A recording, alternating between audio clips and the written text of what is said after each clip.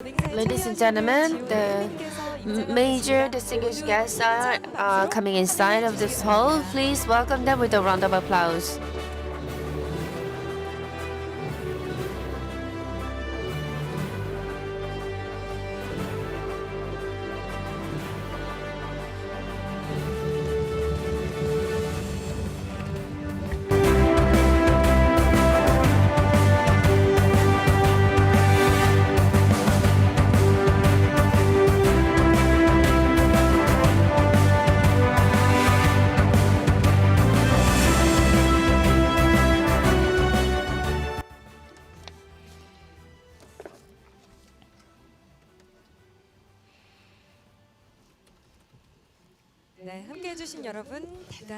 So it's really glad to meet all of you. Now let's start the opening ceremony of the 2023 WaterSeoul Urban Policy International Conference. Early in the morning, we have many turnouts in this auditorium, so I can see that the interest and also your affection toward this conference. My name is Kim Kyung-mi. I'm leading this conference. Nice to meet you. It's a full-blown autumn, so I believe that you are enjoying this autumn. So today, the conference is organized by the Seoul City Government and also by the Korea Planning Association and also Korea Water the Association as well as the Korea Society for the Water Environment. So we have the key topic for this conference so that we can activate and vitalize the waterfront in Seoul City. So our the Water Recycling Bureau and also the Urban Planning Bureau are working together to host this conference. Today is the 23rd and also tomorrow is 24th. For 2 days in this auditorium, we are having this conference. And also this conference is live broadcast through the YouTube. So those who are the experts in the waterfront are now here in this auditorium to participate in this conference up until the general discussion. And let me briefly introduce today's the sequence. First, we're going to have an opening ceremony and also the introduction of the distinguished guests, and then we're going to watch the thematic video, and then we're going to have an opening speech video clip from the mayor of Seoul Metropolitan City, and also congratulatory remarks from the president of Park Jong-un, and also Chat Watersoul performance is going to be shown here in this auditorium. And lastly, we're going to have a commemorative photo ops with distinguished guests. After this opening ceremony, we are going to immediately start the sessions. First, there will be 3 presentations under the theme of cases of waterfront space development and urban revitalization through nature-based solutions in this morning, and starting at 2 p.m., a total of 3 presentations will be held under the theme of waterfront and space revitalization plan from a cultural and historical perspective. And lastly, a general discussion will be held under the theme of waterfront space where culture and nature come together. So we hope you will participate in this general discussion. And now we're going to start the opening ceremony of 2023 WaterSeoul Urban Policy International Conference, themed with on the waterfront, a space for reflection and relaxation.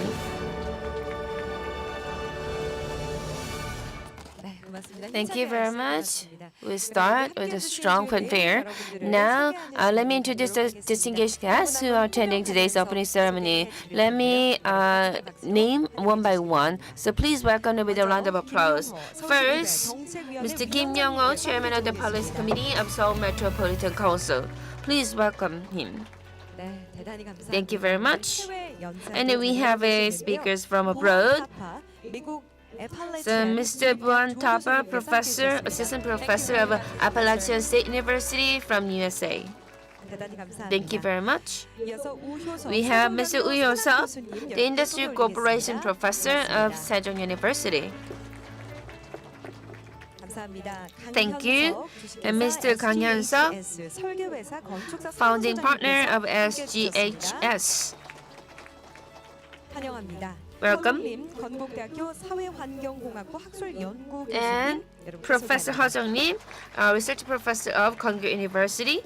And 국립대학교 교수님께서 함께 해주셨습니다. Iguanok, Professor of National University of Singapore. Please welcome her. 그리고 행사 운영위원회 위원장이시죠. And 박준홍 Park 연세대학교 Junong, 교수님 함께 해주셨습니다. the chairman of our organization committee, and also Professor of Mensa University. Please welcome him. And we have Mr. Park Hong-bong, Department Manager of Seoul Metropolitan Government. 고맙습니다. Thank you. 정성국 서울 And we have a Director Chung Sung-guk of Urban Planning of Seoul Metropolitan Government. And we have Ms. Kim Young-nan, Director of Seoul Institute of Technology. Welcome. Last but not least, we have Kim Yoon-jin, the Asia Pacific Region and 10th World Water Forum World Water Council. And we also have a lot of the distinguished guests and participants, as well as online viewers. Thank you very much for attending this conference. Next, there will be a congratulatory speech by Kim Young-ho, the chairman of the Policy Committee of Seoul Metropolitan Council. Please welcome him with a round of applause. Good morning. I am Young-ho Kim, the chairman of the Policy Committee of the Seoul Metropolitan Council.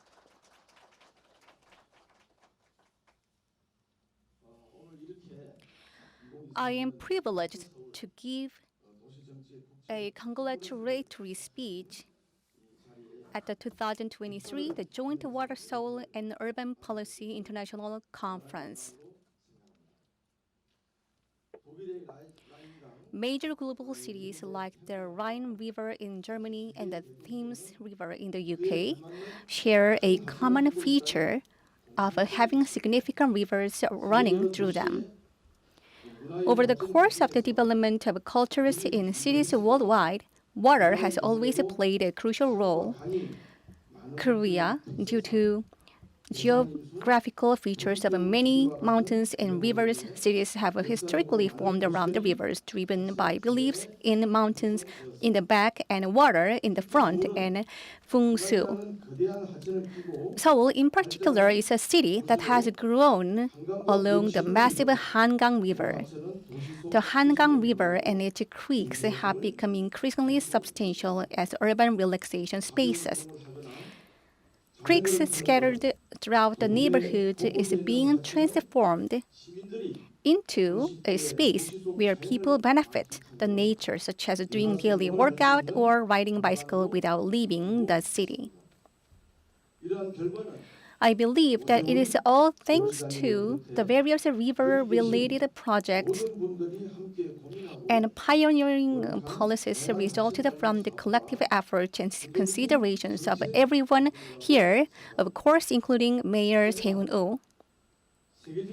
However, the rivers in Seoul, the capital of a global city, should take the next step to offer more recreational activities, stimulate the local economy, and become local attractions.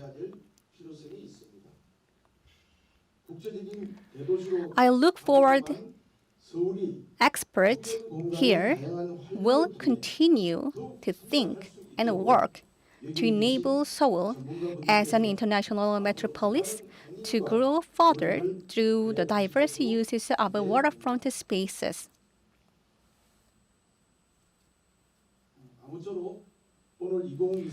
I sincerely wish that at 2023, the Joint Water Soul and Urban Policy International Conference, the collaboration of various experts from home and abroad, generates a potential blueprint of the future Seoul's waterfront spaces. The Seoul Metropolitan Council will pay close attention to and actively support the valuable opinions provided here to be reflected in Seoul's policies.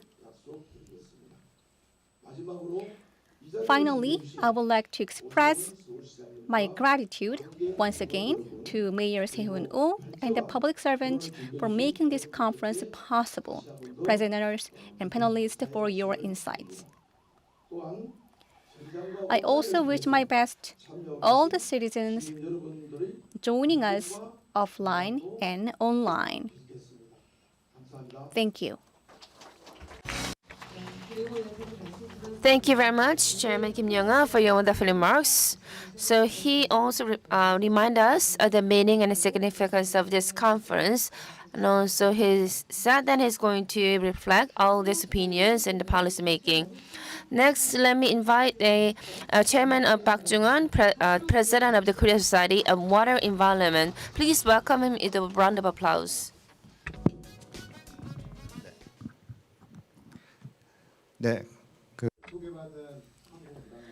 I am Chun-Hong Park, the chair of Korea Water Resources Korean Society of Water Environment, and I also am a professor at U.S.A. University. Today's conference is a joint conference of a Watersoul Conference and Urban Policy International Conference. So this is all the more meaningful. And it is my honor to give my congratulatory speech at this meaningful conference. I am in charge of water-related policies, such as the Korean Society on the Water Environment. And as an expert on water, I will explain about the Watersoul first. Watersoul started in 2021, led by the mayor, Se-hoon-oh. It is an international conference.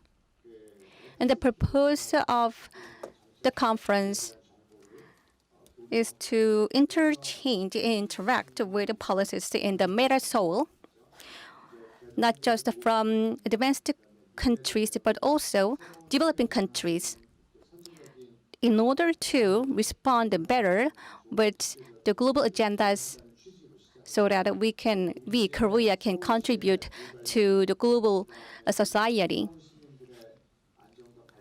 For the safety and development of Seoul city and the citizens of Seoul, we wanted to provide better lives for the citizen.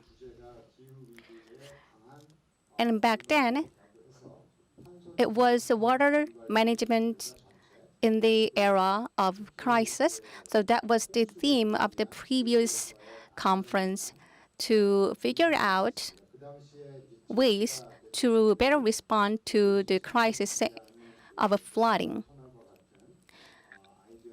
So we explored many ways, such as underground deep tunnel. As you probably know, that we had a very severe flooding incident in Seoul, and now the government and the central government and Seoul metropolitan government together are preparing more measures to prevent effectively flooding in the area. So it's been just 3 years since commencing the Watersoul Conference, but we have generated many fruitful results. And for Urban Policy International Conference, we also had many presenters and speakers.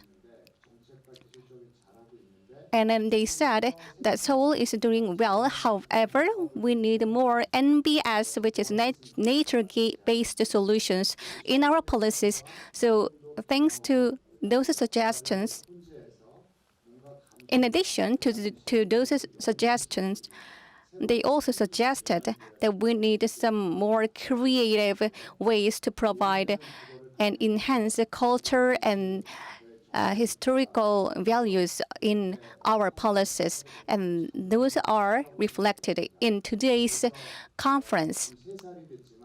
So it's been 3 years again of the beginning of the Watersoul Conference, and there is more room for improvement. So as you can see on session 1, we will cover development of a water space and urban revitalization through nature-based solution, and then on session 2, we will look at waterfront spaces, a hub for reflection on culture and history. And then we will going to have a comprehensive discussion. So I hope all of you stay with us and share your insights with us. And once again, I like to thank the Director General of Seoul Metropolitan Government and also presenters from overseas and many who spared your valuable time with us today. And I like to, in advance, give my gratitude for the panelists. So I hope that the conference, usually conference is regarded as a venue of a festival instead of working hours. Many servants, public servants and experts can exchange their views and exchanges and also from online. So that wraps up my congratulatory speech. Thank you. Thank you very much, Chairman Park Jun-ho. And he also asked your active support for this conference so that we can have a very productive results from this conference. We have a session number 1 and session 2 as well as a general discussion. So we have this conference and topic with a waterfront space and urban revitalization through nature-based solutions. So we are providing the simultaneous interpretation, set the channel number 1 for Korean translation. So now we're going to start the sharing the experiences and also discussion. Session number 1, the first presentation is that Professor Bhuwan Thapa from the assistant professor of Appalachian State University. He's going to talk about nature-based solutions for climate resilient and vibrant societies, strategies for success. So let me invite the professor on the stage. 네, 박수로 환영해 주십시오. Please welcome him with a round of applause.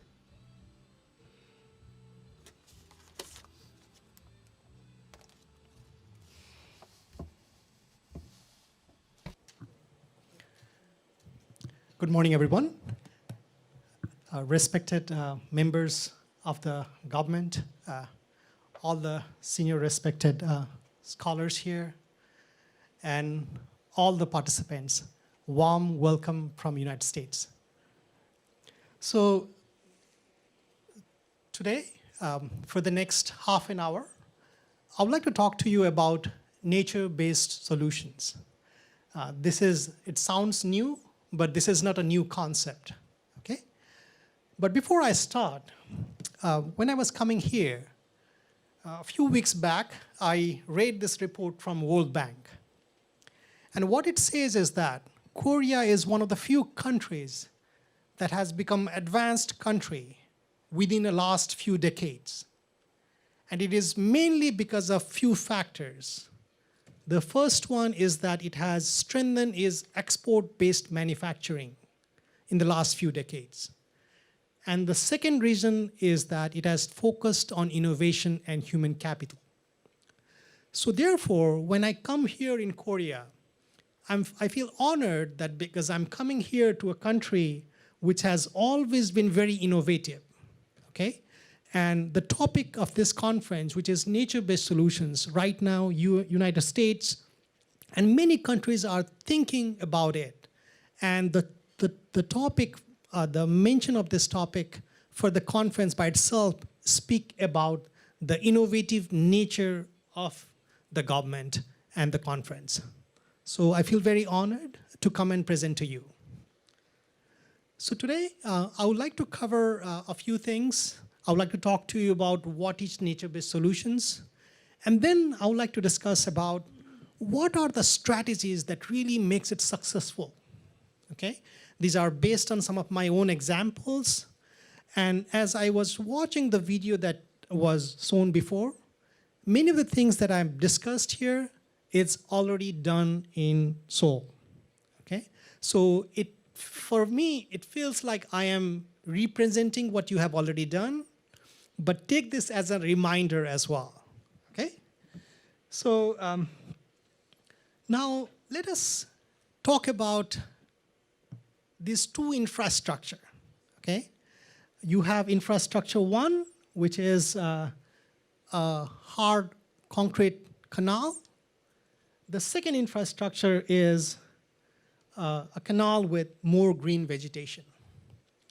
So if you think, which infrastructure is better at reducing flooding?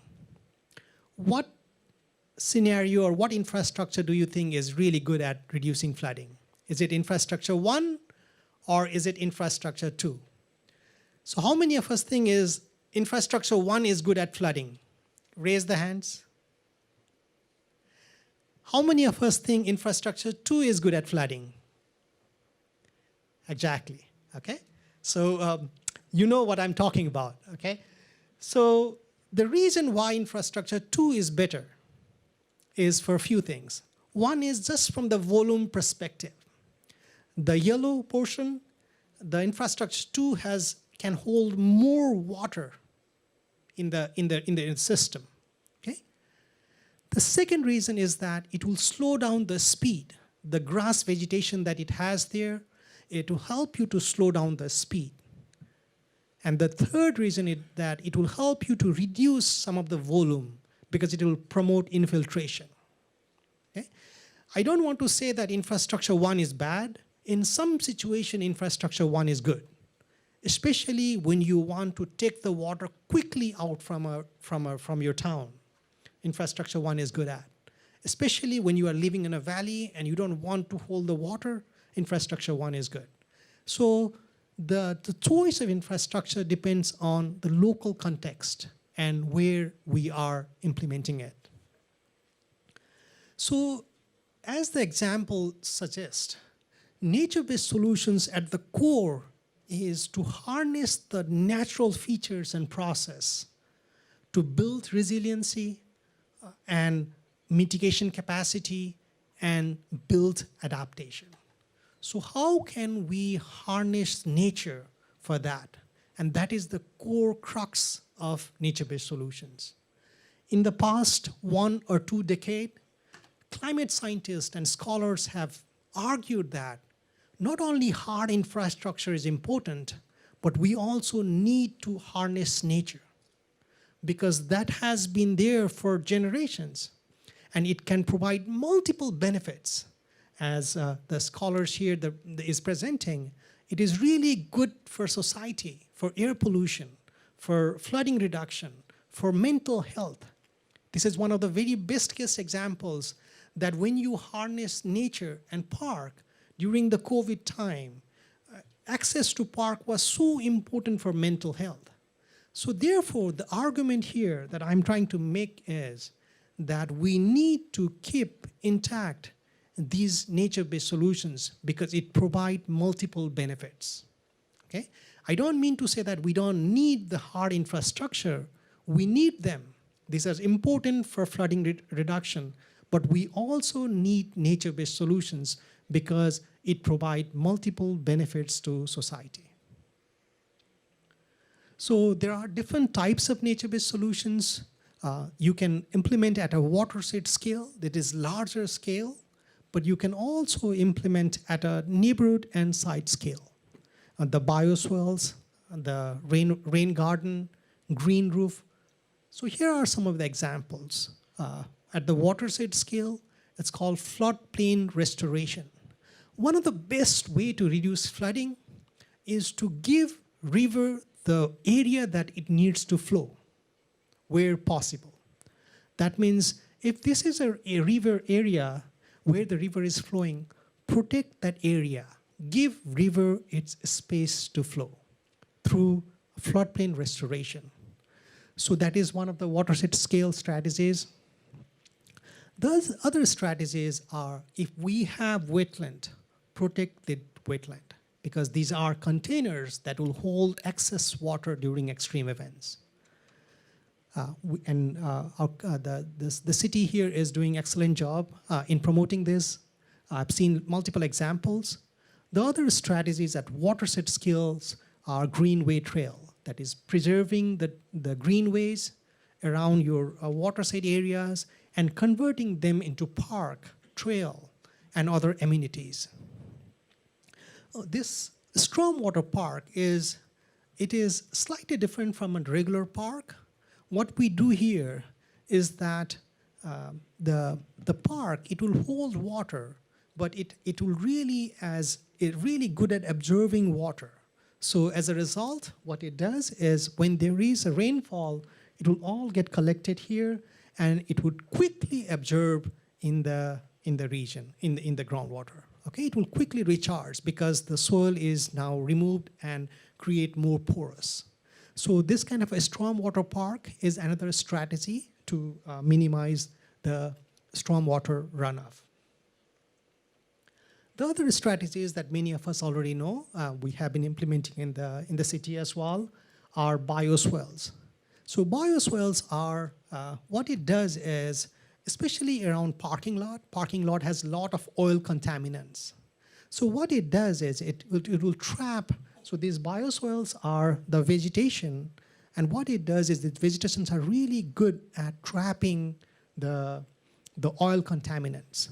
So this is a natural filtration system, bioremediation. Some of the faculties are already working on this topic. It's not a new topic. Is one strategy.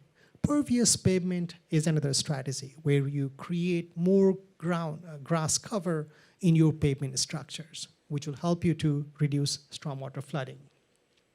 And definitely green roofs is very common. I've seen some of the buildings here with the green roof, and there are many, and rainwater harvesting. So these are some of the examples, tree trenches in the park, in the urban areas. These are some of the examples of nature-based solutions. So nature-based solutions are not new solutions. These are the century-old strategies that has been used by our planners because, and the good example of this is that the park that we have established, the trees that we see in the cities, these are today because our previous scholars, our previous planners have created them, have established them. So I'm here to say that these are not the new strategies, and then you can hear a similar term, very common, which is a common terms that is very similar is urban green infrastructure. You can also, very much similar to this concept is low impact development or bioengineering. So these are some of the things, some of the terms that you are here that closely resembles with nature-based solutions, okay? So now I would like to talk to you about what are the strategies to make it really successful. So if a city, if you are a planner, and if you want to establish nature-based solutions and you want to promote them, what are the things that you really need, okay? And I listed down 6 strategies here. And these strategies that I have listed, for each strategy, I would like to give you some case examples from the United States, mostly. And I'll talk about why I think these strategies are important, okay? And many of these strategies that our government here is already doing. These are not something new, so it could be a revision for you and a reminder for you as well. So the first thing that we need is we need to understand and recognize that these trees and nature-based solutions are infrastructure. Like hard infrastructure, we need to treat them and we need to make sure that we recognize them as an infrastructure. So to that, some of the very common practice is to create an inventory. There are many cities who don't even say, hey, there is an inventory of trees that is out there in the park. Okay? So the first step to really make sure we appreciate this infrastructure is to create an inventory of it. And if possible, where possible, try to integrate them into our master plan. So the city has a master plan itself. Try to integrate that master plan. And another thing is that, like hard infrastructure, our cities and our nature-based solutions are this vegetation need maintenance. So there need to be resources to maintain these systems. So I think the first step is to recognize that this is an infrastructure as we recognize the other concrete infrastructure. Okay? This is an example of the inventory of nature-based solutions in Philadelphia, in United States. They have quite a bit of infrastructure in the city. This is one of the very prominent example. This is made in GIS, ArcGIS. And this is a very good system, and they try to keep this in a public platform so that the public would have an understanding of what is the benefit, where these systems are, and how much benefits does these systems are providing. This is very common in United States. Many cities do create called green infrastructure plan. Nature-based solutions is a subset of green infrastructure plan, is a subset of nature-based solutions in an urban context. So there are many cities are creating a specific plan for green infrastructure. I also want to make an argument that nature-based solutions are complementary, okay?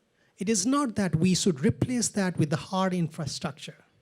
But if you want to build a flood resilient system, we have to integrate and complement our existing infrastructure with nature-based solutions. And one of the main reasons why we need nature-based solutions is that it's because it provides multiple benefits: health benefit, environmental benefit, air pollution reduction benefits, and many other benefits. So therefore, this is a complementary infrastructure. Now, the second strategy that I want to mention here, while this conference is focused on waterfront, I want to argue that if we want to create a flood resilient system, we need to focus at a watershed scale, okay? And I'll give you an example. So let us say this is a watershed map for a town. And if we want to just focus on watershed and waterfront, we may be missing a larger area that is upfront, okay? So therefore, if we want to make the city flood resilient, we have to go beyond waterfront and take the whole watershed approach. The integrated water resource management strategy is one of the very good example of how we should think at an integrated level. So I will give one example, and why we need this is that with climate change, what we will see is we will see more extreme event. There is a shift in the curve, okay? That means there will be more extreme flooding event, and also the timing of the flooding event would also change. So therefore, we need to prepare for these events, and one of the best way is to work at a watershed scale. I'll give you one example, okay? And why we need this is called, this is the term you can hear, you need, when you have extreme events, you need the city that can absorb this water, excess water. Or you can hear this term sponge cities as well. And one of the strategies to do this in a very good way is using nature-based solutions. And I'll give you one example from Indianapolis. So Indianapolis is a city in the Midwestern region here. I was there for 2 years. And it has a river, White River, that really flows through the downtown, okay? And if you can see them in the map, you can see the dark blue. These are the area that gets extremely flooded. This is the depth of flooding. So this is a frequent flooding event occurs in the city. And one of the strategies that these cities are doing is, and it has a history of flooding events. In 1913, there was a flooding depth which was so high that they have to really use the boat on the streets. And it killed many hundred people and damaged a lot of infrastructure. So after this event, what the city did was that they built an zoning ordinance or zoning regulation. And what it says is that every house that you build, make sure that the extra runoff as a result of the building, you have to store that as a retention pond. So you would see that in Indianapolis, you have a high concentration of this pond. And this pond are next to your building complex. Let's say you are an apartment complex, you will see this kind of a pond. And as a result of this, what you are doing is you are holding extra runoff in this city because of the concrete development. So this is one of the city that has very high densities of this retention pond. And this is one of the example of how you can act or create a spawn city. And this is the direction that the city has taken. So my argument is that if you want to build a resilient city, you have to think at a watershed scale.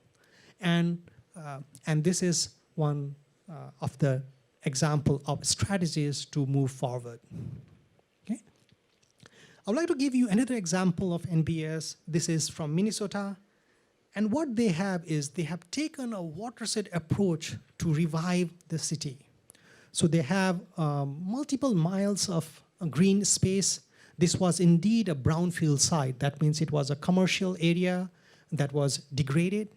What they did is that they converted this whole brown space into park, wetland restoration. They restored the wetland, and as a result, created this long area of miles of green space in the city.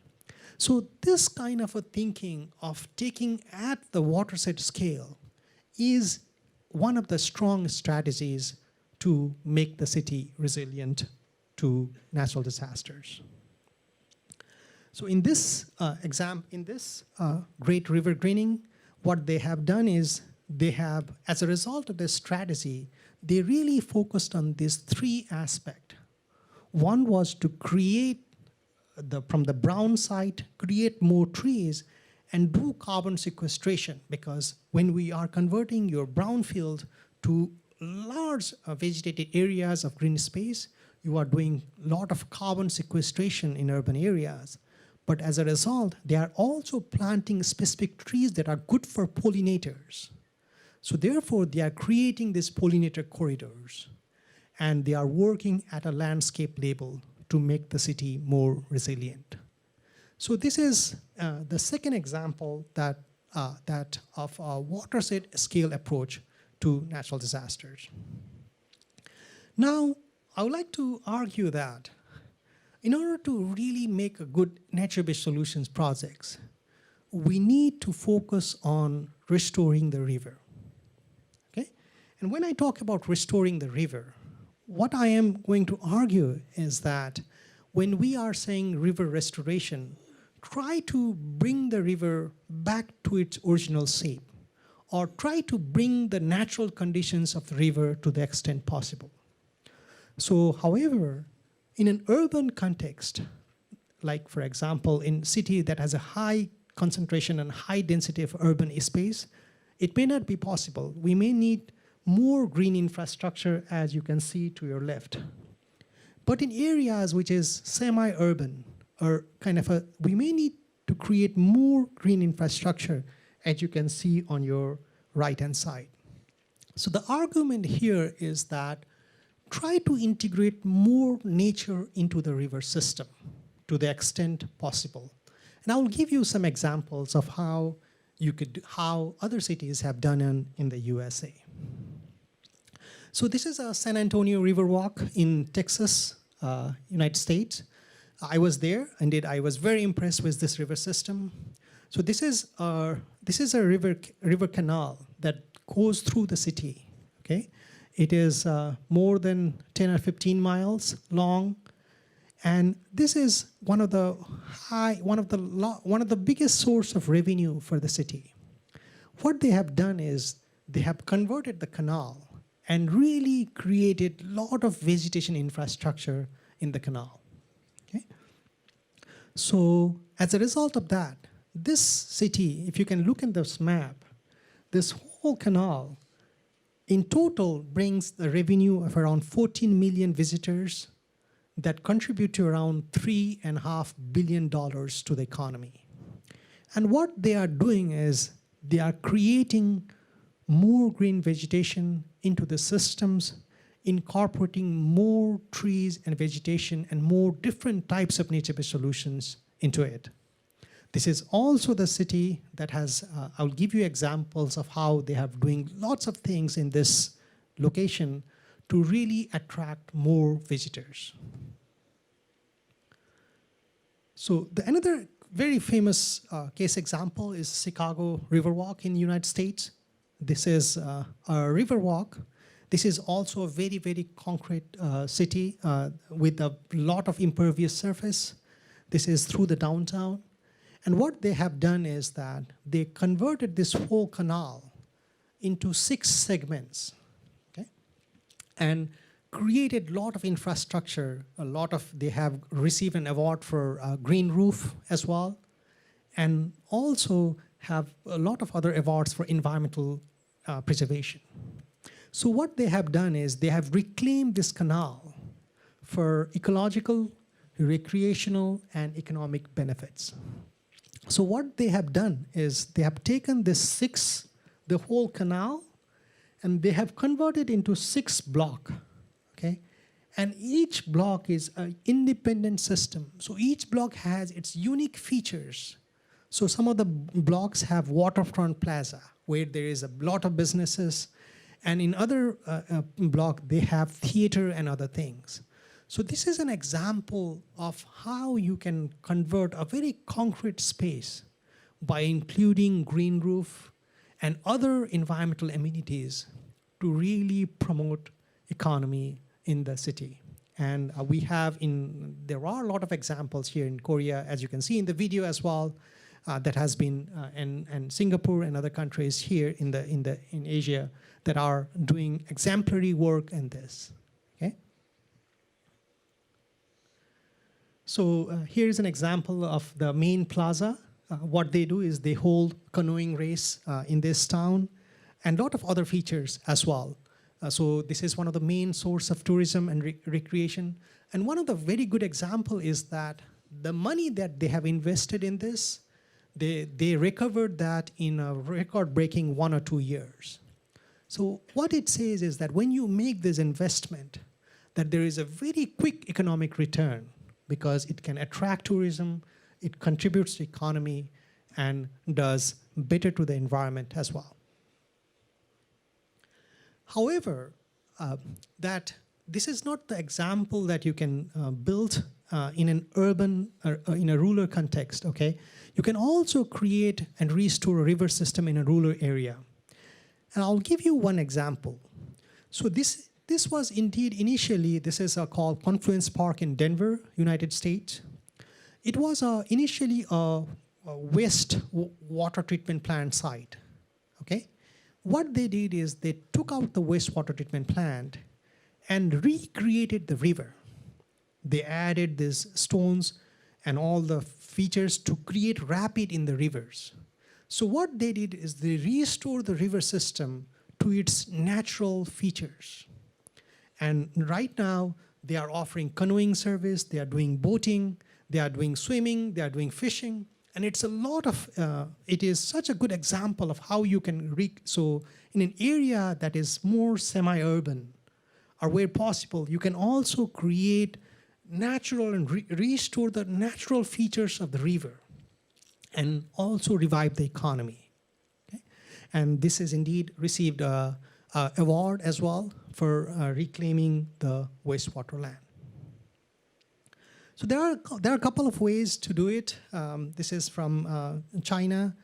You can, as I say, the goal of restoring the river system is to restore and integrate more vegetation and integrate the natural features of the river, okay? And here are some of the ways you can do it. There are some strategies to replace the hardcore concrete infrastructure with the vegetation and riparian habitat so that it can promote this habitat for fish and riparian vegetations and riparian biodiversity. The other strategies that you can do, as I've mentioned earlier, is to create this filtration system so that you focus on water quality improvement. So when we talk about water, you also need to make sure that water quality is improved or at least maintained.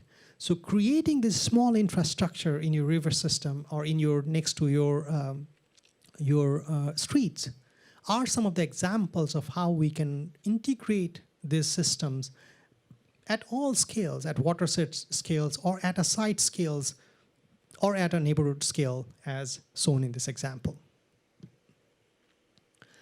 The other point that I would like to mention is that when you are trying to create a space, try to create a multifunctional space. In other words, what I'm trying to argue here, and Seoul and other people, many cities are already aware of this aspect, is that we need to make the space valuable for all segments of people. As simple as it is. When we think that any given space, when they think that it is valuable for them, they will come and visit. So therefore, creating and making it multifunctional is one of the successful strategies to promote any space and make it a more livable. So the city has been doing this for multiple ways.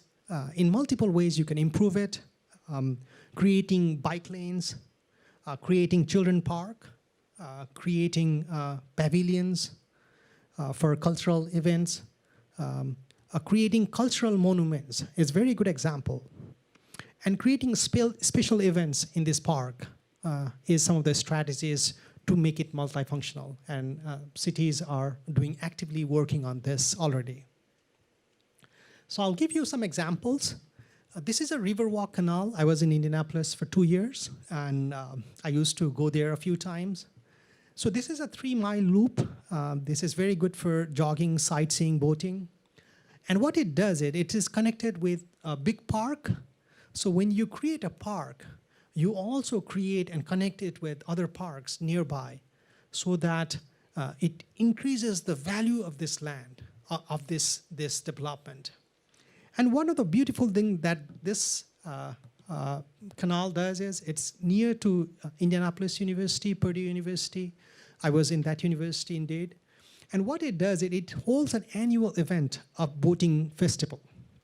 So where you have students and faculties, they could come and they could compete in this boating competition.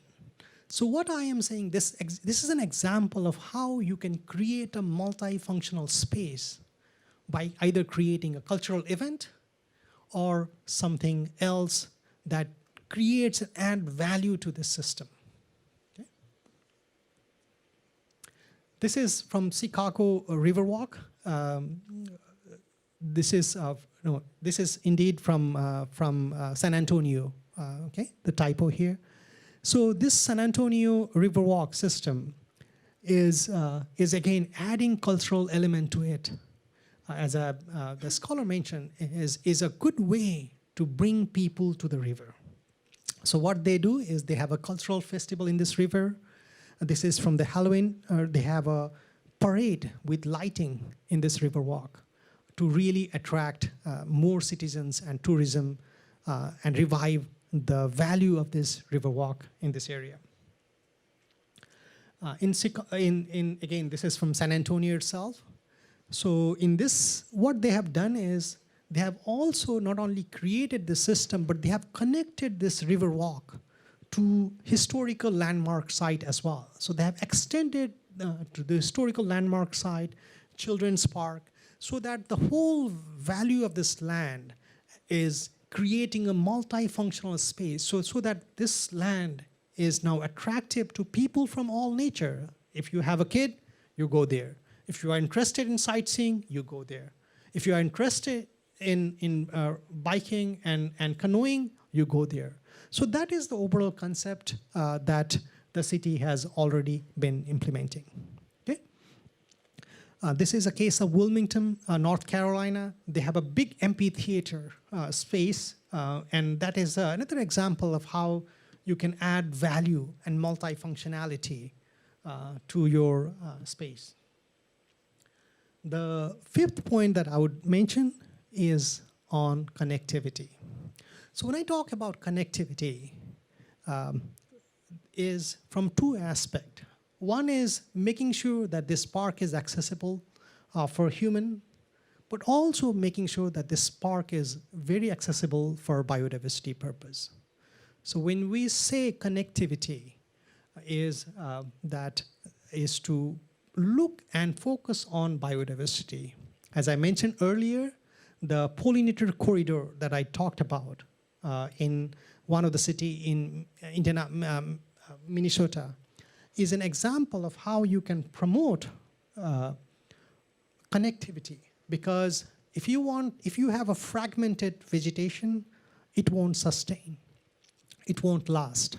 So therefore, focusing on connectivity, both from a human perspective, but also from an ecological perspective, is needed to really have a sustainable nature-based solutions.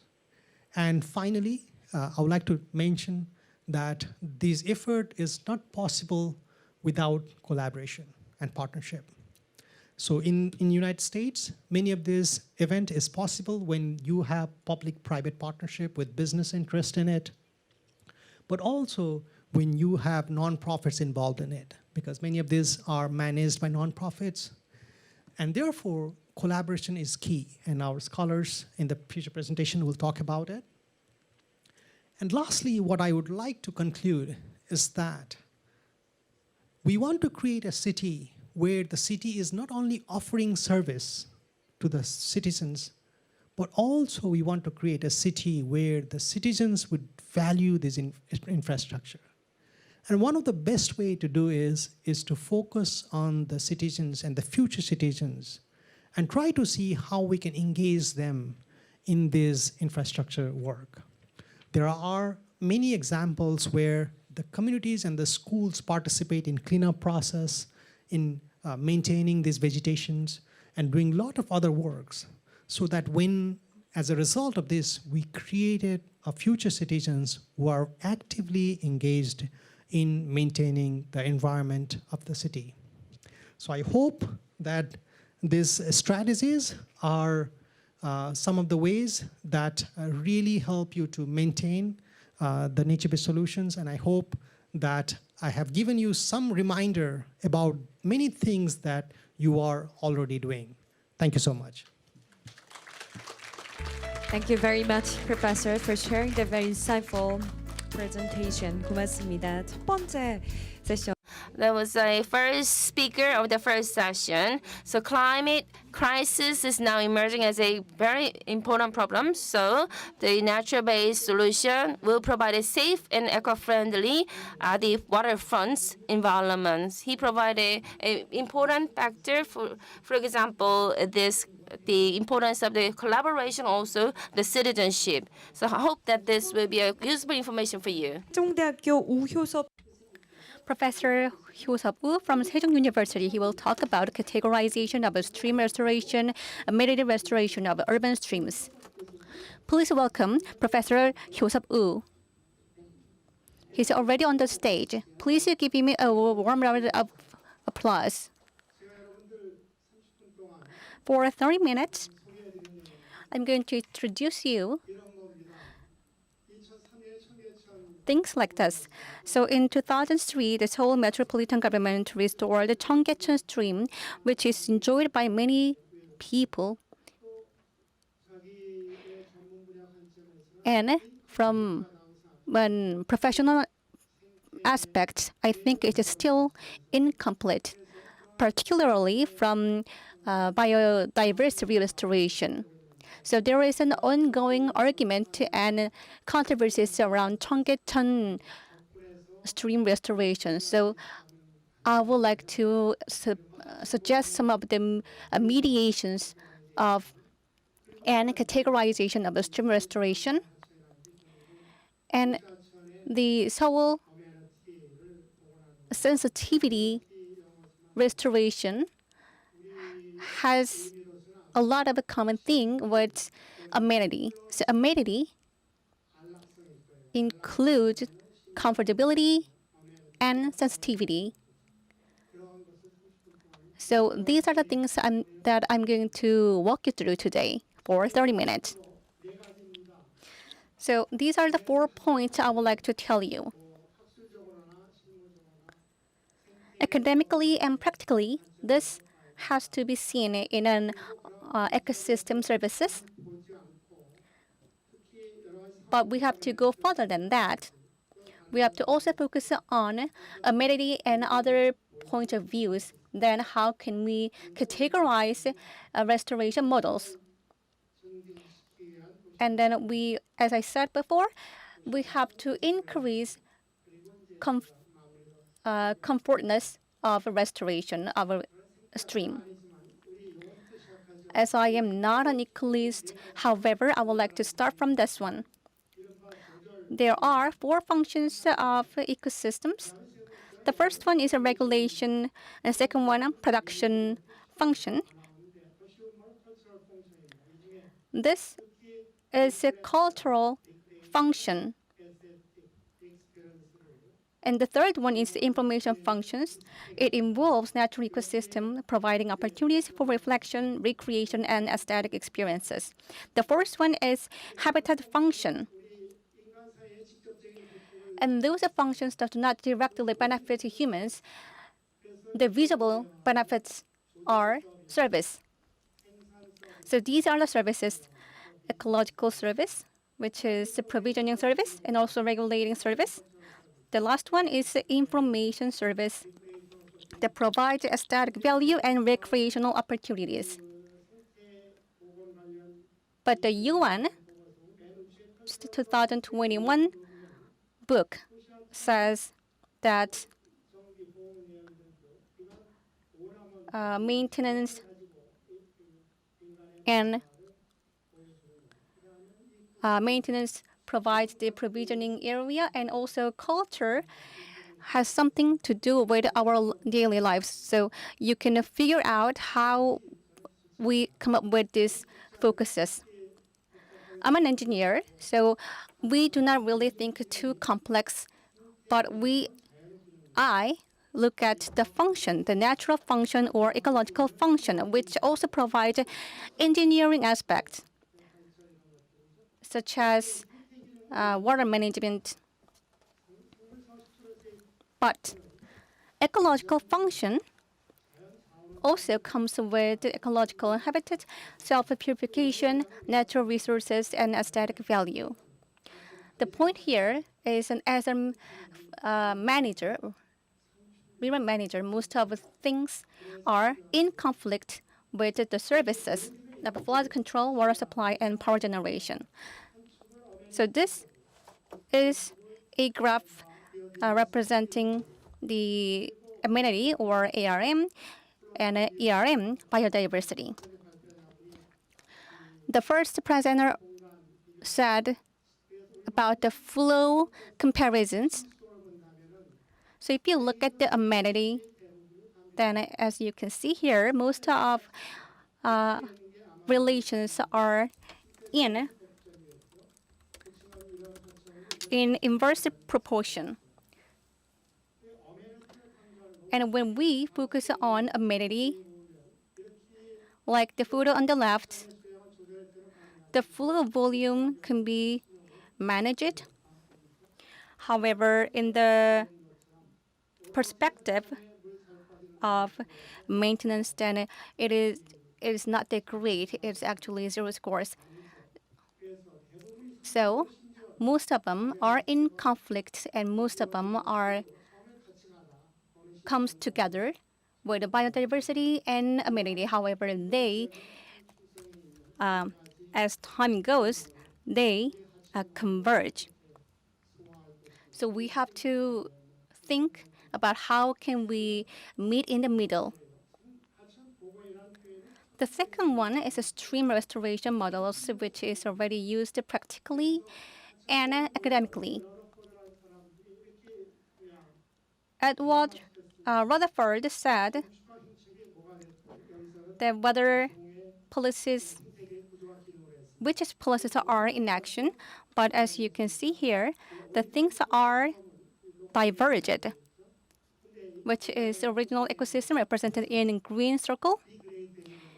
And when the environment is degraded, then it moves to the left-hand corner. which is to and go to the restoration state or rehabilitation state or remediation state. Also, it is also called the reclamation state in the United States. Then, from the perspective of restoration, stream restoration, what is the true restoration? Which is a re-establishment of the structure and function of riverine ecosystem to pre-disturbed condition as close as possible. So we have to ask ourselves if that is possible, and if so, then what we should do. So truly successful stream restoration meet with a lot of doubts, such as doubt on the belief that a successful stream restoration is the 100% restoration of disturbed ecosystem to its original state. However, if that is truly possible, so we have to explore why it is needed. Why should we restore ecosystem? And is restoration always beneficial to humans? And what should be the target reference state? What is success and what can it be evaluated? And lastly, a more practical target of stream restoration is to restore its ecological service. So these are the focuses to target our goal.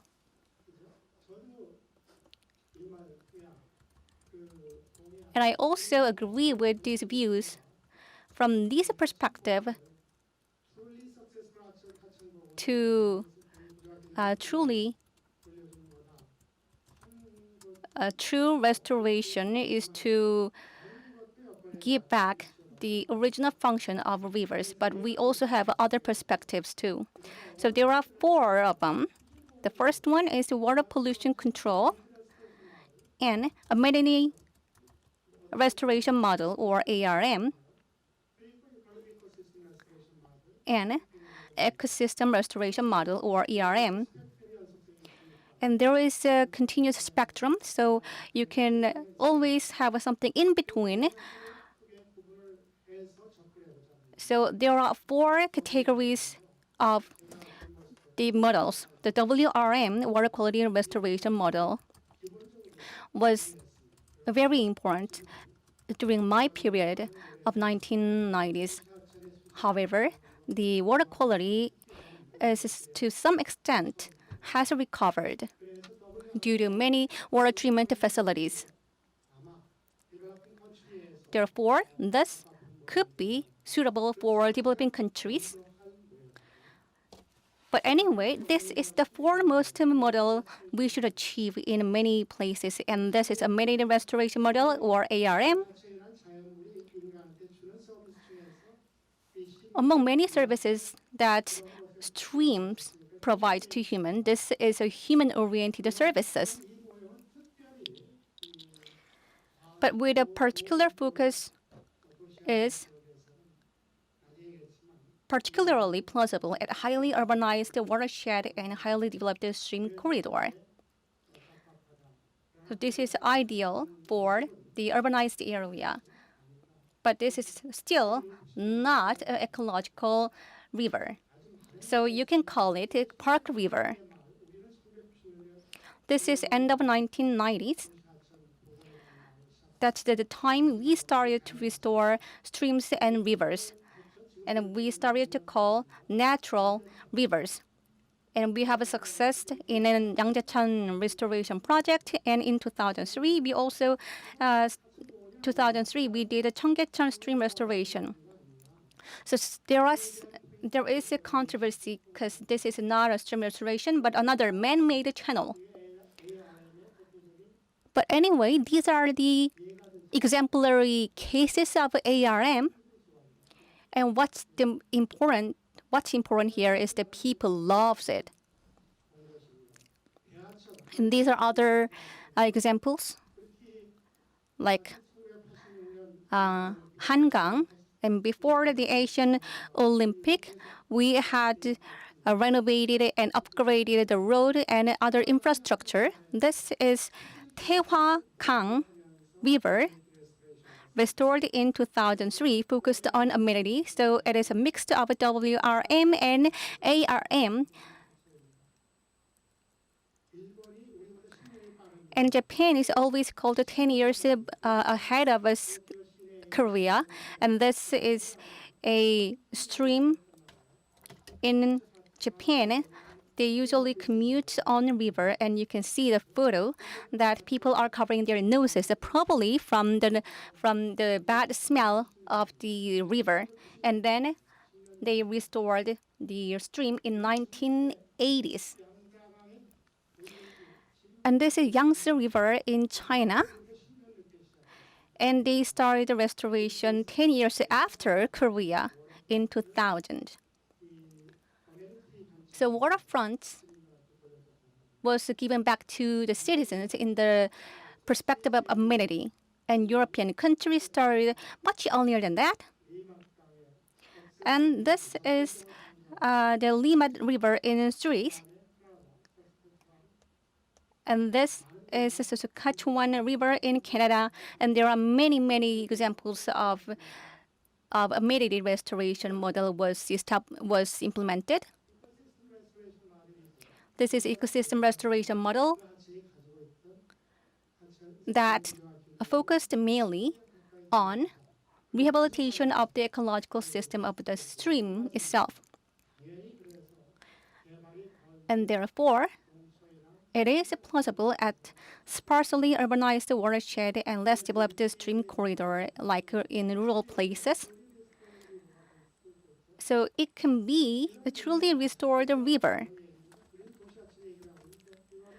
We are doing the urban stream restoration, but this is a U.S. case in Idaho. So this,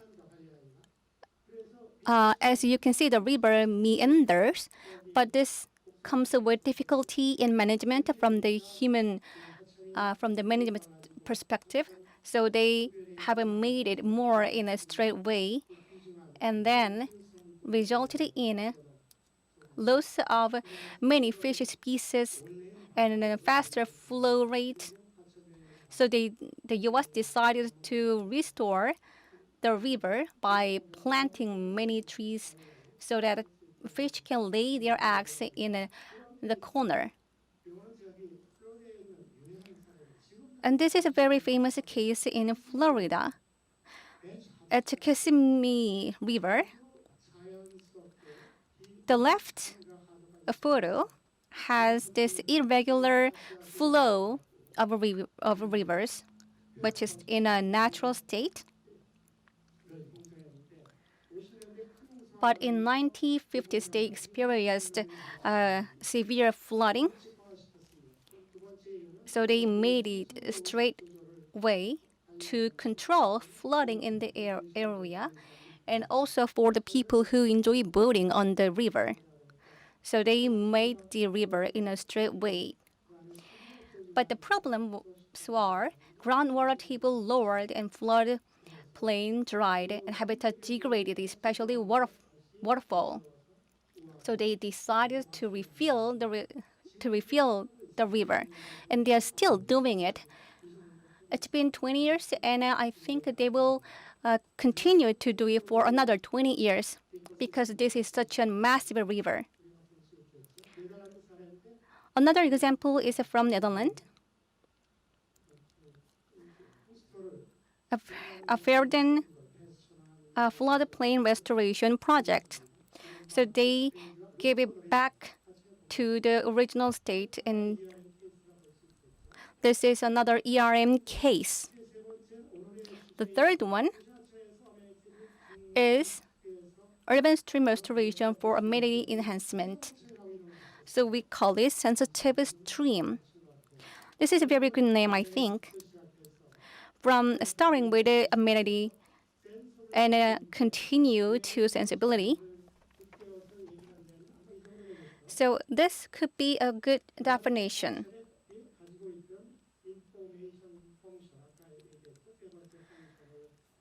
It is to restore information function of a river to provide and maximize the social and cultural services for the citizen and enhance comfortability. So this is what is responsible stream. So it can be included in amenity because it talks about the cultural aspect and comfortability. How do we allot the space then? The ARM is located in urban area, so we have to consider the flood control space, and ecosystem can never be neglected. And historical culture and cultural places should be provided. So this has a more focus on ecosystem because it has to be connected to the ground environment, so that we can expect functions of the river and streams. When we focus more on ARM, this is not my research paper, but from Dr. Shin. So as you can see here, the space for flood control, ecological space, historical places, and cultural space in the order. And you can find this from the Cheonggyecheon case. So you have to think about ecological space and space for human. And many of the time, human access are taking large part than ecological space. So we focus on the safety of the people and protection of the properties and maintenance cost in the ARM. Meanwhile, ERM focuses on ecological sustainability because it has to be sustained without human intervention. This will be the ideal ERM. And there is a criteria to distinguish ARM from ERM, which is references for each model. We need to have some mirror or data, pictures, and to refer to when we restore streams. For example, when we restore a Cheonggyecheon stream, then we need some references. In 15th century, Joseon dynasty moved the capital, relocated the capital to Hanyang, which is the current Seoul. And or should we refer to the colonial area of Seoul? That's not the case. That's not so plausible to others because they cannot describe the original state of a Cheonggyecheon stream. So landscape architecture is really important here, and also cultural and historical aspects has to be restored along with the ERM. So for ERM, its time span is usually short. So experts, or more specifically, ecological experts should consider when they come up with planning for restoration. As I said, restoring estuaries are not restoration of the river. That is why it cannot be applied to Cheonggyecheon restoration case. And then for ARM, I have to emphasize the building.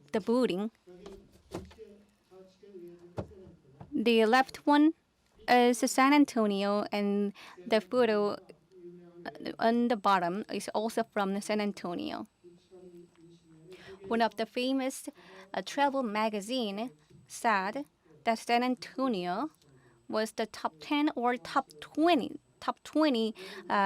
travel destination.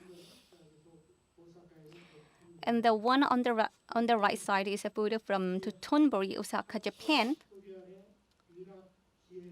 Around the waterfront, the building can maximize the amenity and sensibility of an urban riverfront.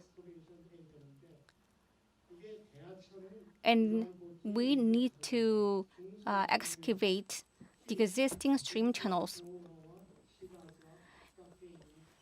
Particularly, it's better for the streams nearby ground road. However, Jungnan River in Seoul is far from the urban areas. Therefore, it is not that plausible for those cases.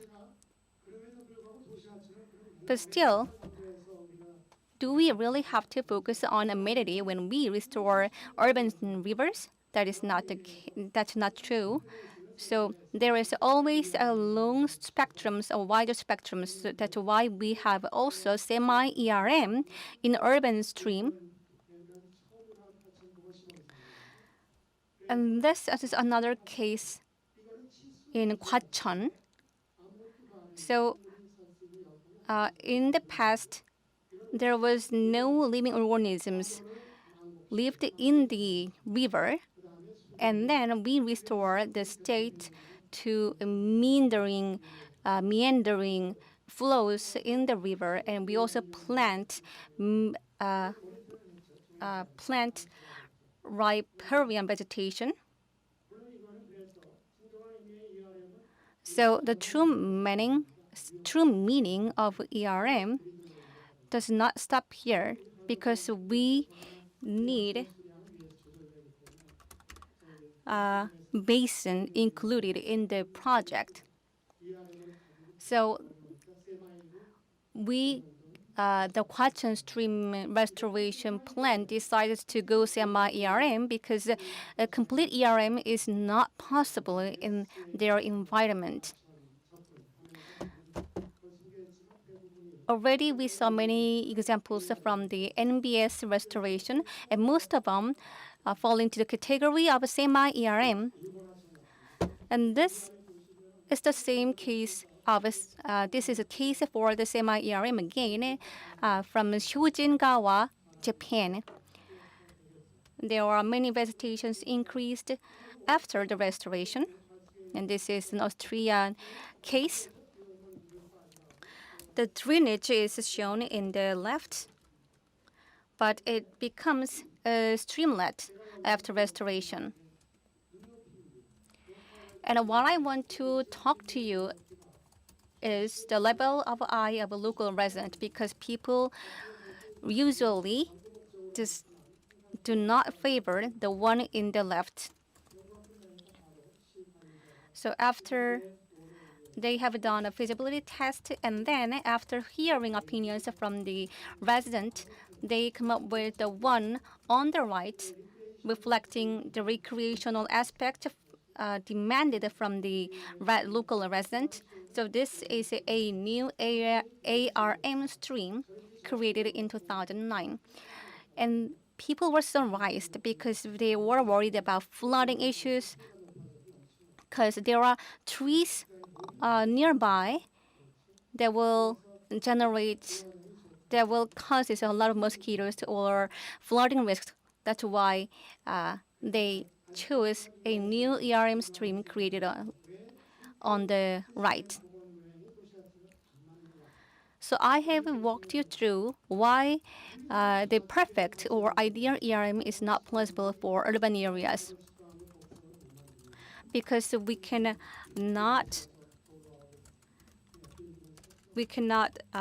buy all the buildings and streets around river. So there is not much room for the flow to move around. And also the stream flow vary depending on rainfalls.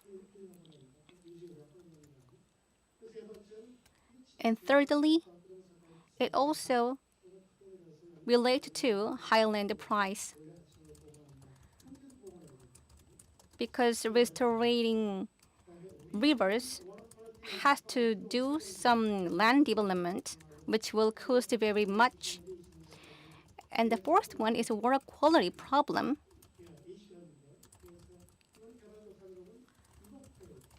This is the priority for developing countries. And the fifth point I covered was the level of ice. The views from local residents has become very different because this is a work of a local residents. So they have to consider, we also have to consider always the local resident perspective. For example, the Bulgangton stream.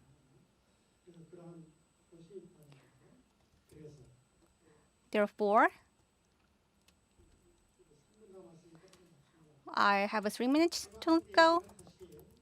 So these are my concluding remarks that will help you understand your understanding about my suggestions. Of course, some of you are not fully agree with my perspective. So when we do stream restoration, we have to consider ecosystem functions and services. And this is not necessarily trying to return to the original ecosystem functions and structures. So my suggestion is whether ecosystem or amenity. And there is a spectrum, so we can, of course, carry out semi-ERM and ARM focus on aesthetic tourism and recreational opportunities, which can be described as enhanced amenity. Meanwhile, ERM focus on and strengthen the ecosystem resilience, improved habitat, and ecological cushions. But I have to say that rivers are not a cushion, but ecological corridors. Therefore, it comes with many limitations of applying ERM in urban streams. And flooding control should garner more focus when we design or plan stream restoration, because the water flows into the urban area, and then there is more risk of flooding.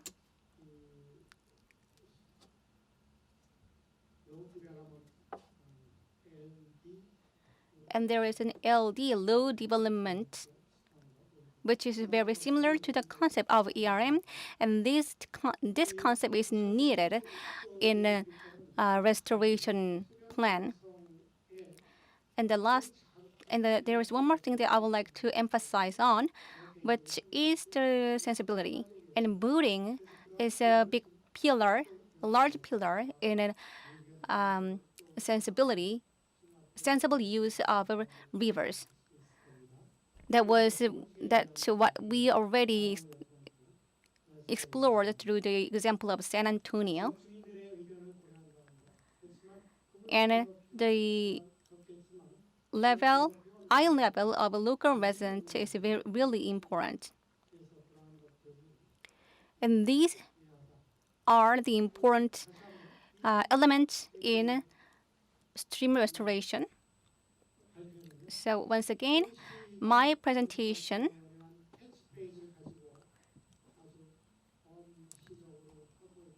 when the Seoul metropolitan government comes up with a sensible waterfront, then probably my suggestion can support this initiative of Seoul metropolitan government.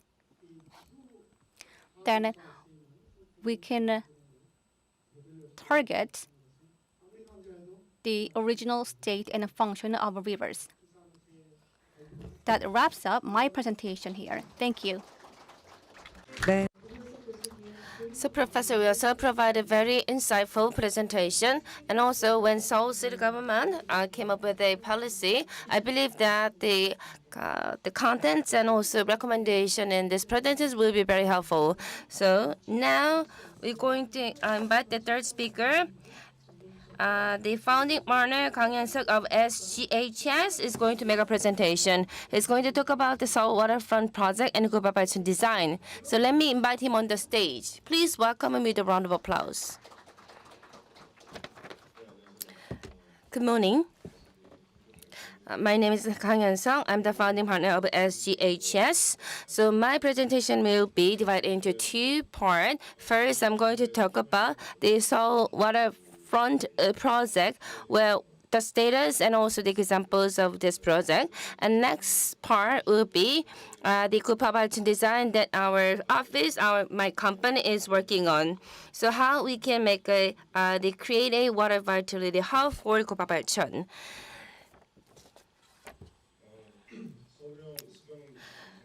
So Seoul type, the waterfront emotional city is the place where the culture and emotions flow to enrich the lives of common people, making Seoul a waterfront emotional city.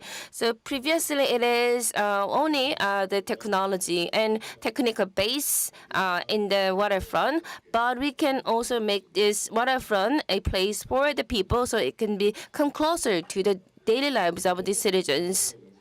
As you can see the intro video clip, Seoul City we has not only Han River but also 332 kilometer long waterways. So that flow through the 25 autonomous districts, including Han River and water area that can be developed through these waterways of 284 square kilometer. So using this, the waterways, we can enrich the lives of the citizens, and also we can enhance the emotional and reflection and relaxation ways of the Seoul City. So we have 3 different stages of this project. First, for the pleasant and also safety, the waterfront area, that's the first thing. And also we need to improve the regulations related to the waterfront and also create the waterways or roads for this waterfront. First, so basic infrastructure creation, so we can enhance and improve the infrastructure so that they can well function. And this is a maintenance and refabrication of the work. So that's why we are undergoing this kind of work, and also remove any kind of odor and all factors of that, and also enhance the safety, and also improve the dilapidated, aging, and convenience facility.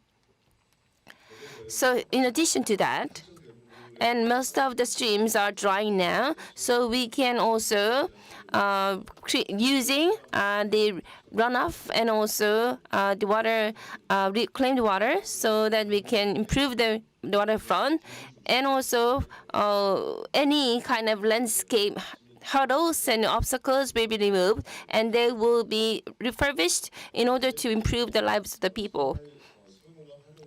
In order to do that, we need to improve our regulation. For example, in the water, the stream area, we can relax the regulation so that we can accommodate more convenient facilities such as cafes. And in addition to that, in Seoul City, they are looking at the candidates and then review the candidates and set up the criteria. In addition to that, the autonomy district will also take responsibility for maintenance of this area, so that we can introduce new facility. That's a waterfront on this special area. As a result, Hongjaecheon waterside cafes, also Cheonggyecheon water cafe area will be introduced. So this kind of infrastructure, we need to have a maintenance and also refurbishment through the improvement of regulation, so we can create the waterfront vitality hubs. So these hubs will have 4 different types. So it's history, economic side is historic culture, and also the culture and leisure, and also economic and nature and ecological type. So in addition to the physical environment, so the waterfront cultural events and also markets, those software will be developed further so that we can revitalize the waterfront area. So as of now, the points of the waterfront revitalization focus on 도림천, 정림천, 홍대천 streams and targeting 30 different sites. And starting from the 중랑천 stream, we are going to also designate the district unique, the water-friendly area, about 5 different sites. Last year, 도림천, 정림천, 홍대천, we underwent 4 different projects on this year, and culture, leisure, and community cafe, and nature experience, and also bicycle leisure types. So for that, 27 points and locations are designated. So let me show you our examples of this the pilot project. First is at Hongjaecheon Artificial 4 Waterfront Terrace Cafe. So as I told you before, we can designate the waterfront special area. This is the first waterfront, the outdoor cafes according to this John designation. You can see the artificial fall and also cafe in front of it. So target area will be, as you can see, the low-rise residential area and high-rise areas are now mixed together. So Hongjaecheon Artificial Fall and also Ansan Mountain, those kind of natural elements, as well as the Myeongju University and Natural Museum and youth centers are all gathered there. So that we need to have a more leisure and wealth facilities. As you can see, the beautiful artificial fall exists here, even though that the bridge just hindered this. So urban fabric and stream are not connected. Now disconnected right now. So in some target area, so also there has been the storehouse and also the public parking lot. So we can improve this dilapidated area and also area that has not sufficient place, so we can maximize this place for the better waterfront area. So as you can see on the left, our warehouse and also parking lot, those places will be changed to the music cafe, a waterfront cafe, or music square, and also the parking space, so anybody can access it and enjoy this place. So through this project, as you can see at the top, so those which were hindered the outside, waterfront area, that will be exposed visibly and also connected together, and also not just a physical connection, but also cafe and also sharing area will provide programs and events so that water and human can connect it to each other. So how we can run the cafe? So we're going to have a consultation with the commercial district and communities so that we can create a certain coexistence, co-prosperity area. And also there should be certain communication between different communities so that mutually develop the area. That's the key part of this project. In particular, the outdoor facility and tables in the cafe can be shared facilities so that increase the visitors up to 50,000 and also cafe users more than 21,000, so that we can create the revitalized community zone here.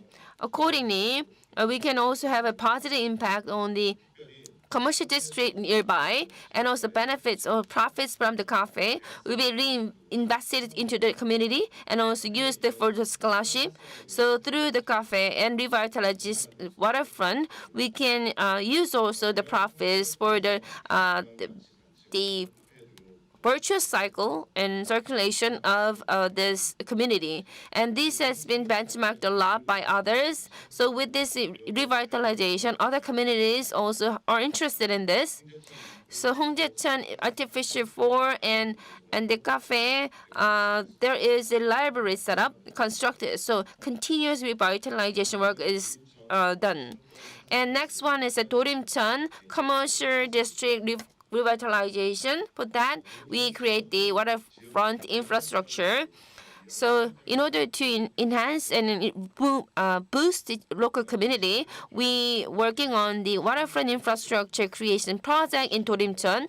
The place is mostly they have a one-room villages and single-person living area, low-rise residential area, and the public facility is the Seoul National University and Borame Park and Borame Hospital, and also special resources are Gwanang Mountain, Cheongryong Mountain, and Nakseongdae and Jangunbong. So characteristic of this project is, as you can see, Dorimcheon stream based on that, and at the center, at the bottom, based on that bottom. So daily traffic is at 3,000 people per day for the market. So we created this market for better the human traffic. And also here we have a Sundae town and which accommodate more than 200 commercial stores. So we can create this kind of community here.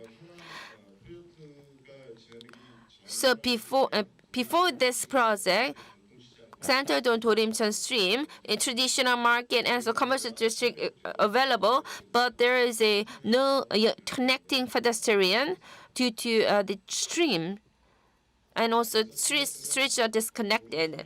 So we change the road landscape and then shape the waterfront. That's the target and purpose of this project. So Dorimcheon stream is not something to disconnect the two different communities, rather they can connect to each other.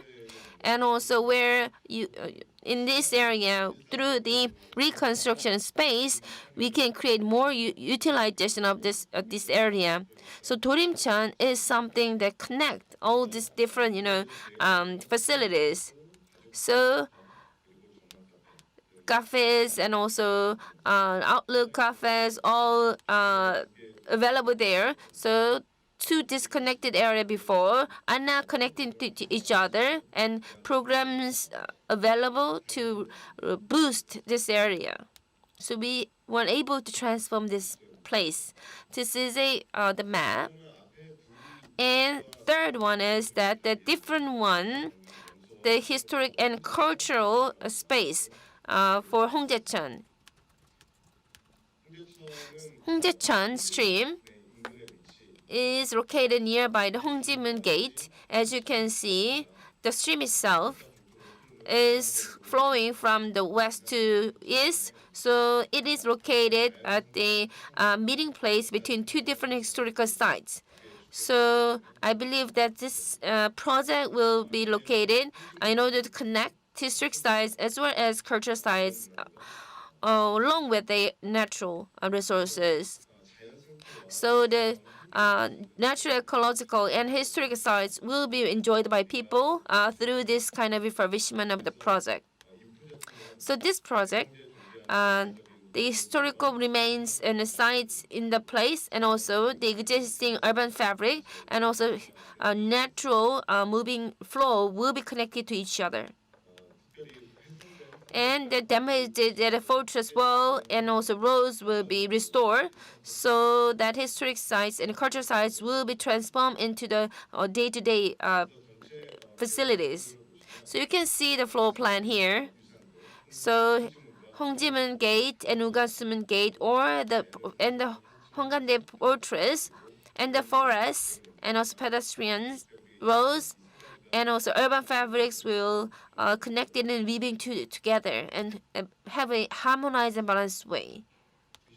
This is the three-dimensional map, and in terms of landscape map, and also bridge will be created so that anybody can enjoy this place. So that were the three exemplary projects in the Seoul city. Now, let me show you a different project with a different characteristic that my office, my company is focusing on. That is a Kupabalcheon design, landscapes connecting people and water. So our target area is that the Kupabalcheon stream located in Eunpyeonggu district from the right side. So Kupabachon stream is flow from the apartment complex and is flow to the north side. So Changneungcheon stream and Kupabachon stream will meet together here. So in the existing infrastructure, how we can improve that so that it can be the place for citizens so that they feel that it is a friendly place. So here, this is a water saving places, materials, and other items are stored here. But there are fences here, and also the underground bridge that is connected to apartment complex is very dark and green. But current image, the waterfront places within the urban area, there is a certain attractiveness. So many people are here to enjoy walking, hiking. So here, what you can see is that the current situation. So as a water saving area, it is working as a water saving area as an infrastructure, but you can see the vegetation. So calming water and also surface of water. And this is certain benefits that is providing to the citizens, so citizens can experience nature here in this place. There are high potential to be maximized for a better place. But due to this water saving area, so from the ground and to the bottom area, it has a certain the deep places. So we can see the kind of diverse spectrums this area has. So what are the three concepts that we have for this project? First one is that the water in this area, left side, this is a knowledge industrial complex, is planned and under construction. And right side, you can see the apartment complex. Citizens there are coming to this waterfront and enjoy. So we don't have to plan and construct the many structures here. Rather, with the minimum structures, how can we attract more people and connect people and communities? So two hub points are created here. It's a beginning point of this project. Two hubs. One is that the Outlook Cafe, and the other one is that the Hoban Daecheong, which is a pavilion where people can enjoy. And also, and one more thing that we can add is a Moonlight Island. So citizens and tourists can use these places from different levels or from the different angles. They can enjoy the water surface. So three different hub points. So there is a one direction trail walking area, but we create a circulation area. People can walk without any stopping. So we can connect the different flow of movements. So it can also connect to the community. So this LED area, that's a priority area. And later, the complex and combined physical activity facilities will be attracted and facilitated. And also continuously, this will be in the same context of the entire city, urban context. So as a result, we came up with this master plan. This is a floor plan. On the right side, you can see the apartment complex. And left side, there is a large industry sector as well as a physical activities facilities. Centered on this river, we can have a kind of connection between different facilities and communities. So we have this entire 3D map. With that, so we are looking this place from above.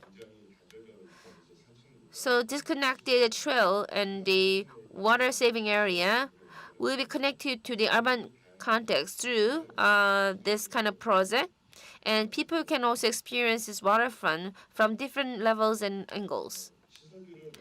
So let me explain each facility one by one. First one is, this is the outlook and the cafe, terrace cafe. So this is one of the most important images that we design.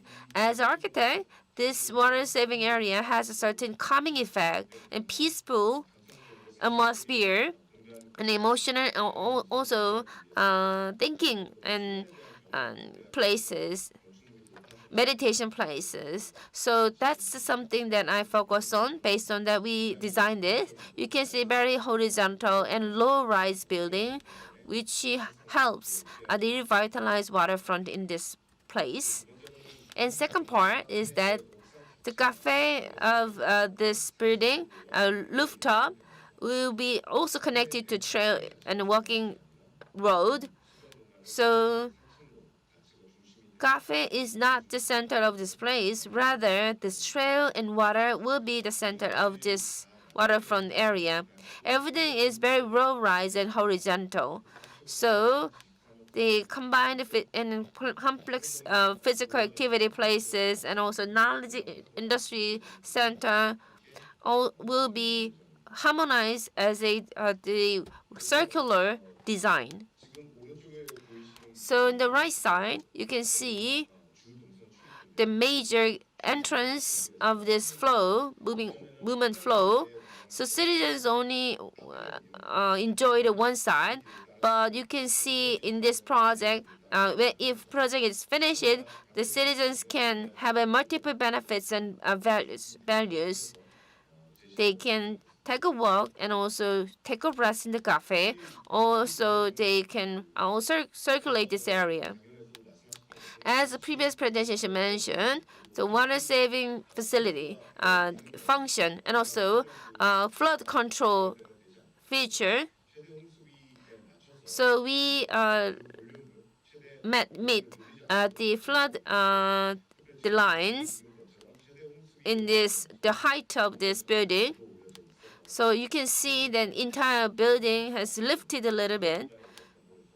So as a building of the waterfront area, it has own identity through the design. So here in this drawing, so terrace cafe provide a shade and a wide trail area so that we can minimize the internal indoor space. And when we construct the indoor space, we can also plan the restroom so that we can invigorate and revitalize waterfront area at the same time. In particular, the circular type of pagoda, it can also collect the rain. It allows people to enjoy the water drops when you are sitting in this pagoda. And the second thing is about the Moonlight Island. So as you can see, so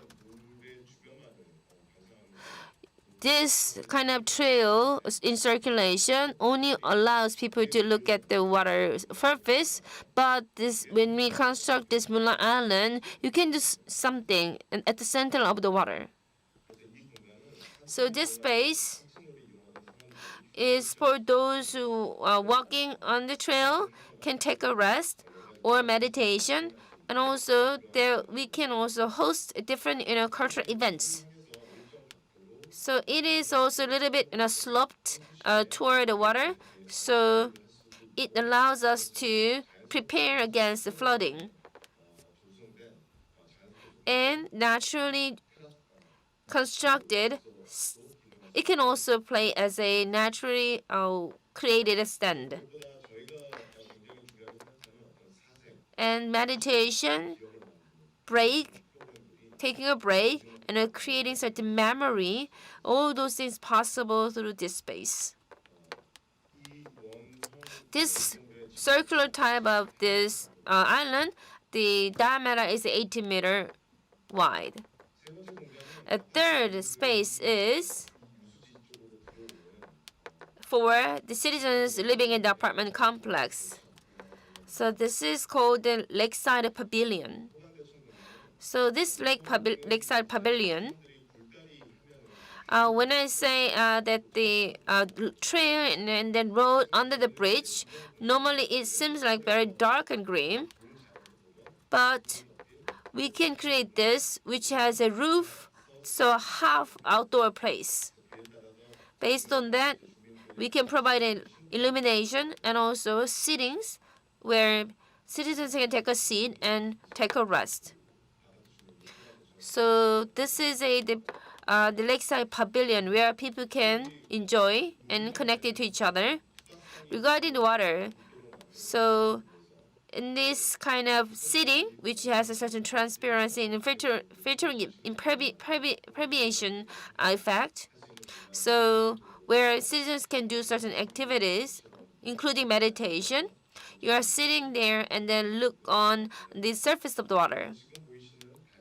And this also can be connected to the Moonlight Island so that we can throw certain event performances here. Last is about the trail road. So 3 different facilities that I mentioned will be connected to each other through a trail. As you can see, so citizens can walk along this road and also through the ankle facilities in the middle, they can meet people and enjoy cultural performance and events. So like you see, the trail itself is not isolated from others. It can also connect it to the pavilion and also Moonlight Island, even connected to the cafe. So I believe that this is very important in terms of a lengthy road with a lot of destination. So end to end can be naturally connected so that we can have a circulation road. And as you can see, this is a bird view of this place. So how we help people to meet water in a natural way. So that's how we can come up with a result. And in order to experience water, people come here so they can also connect it to each other through the water, through the landscape, and also collective memory and experiences of water is also provided through this project. That's the purpose of this project. This is all about my presentation. Thank you for your attention. 그래서 건축사 사무소장님. So,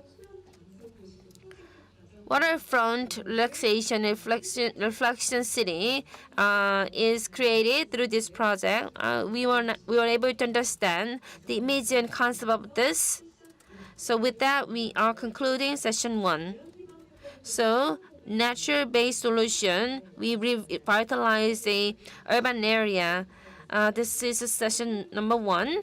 And thank you very much for staying with us until the end of session 1.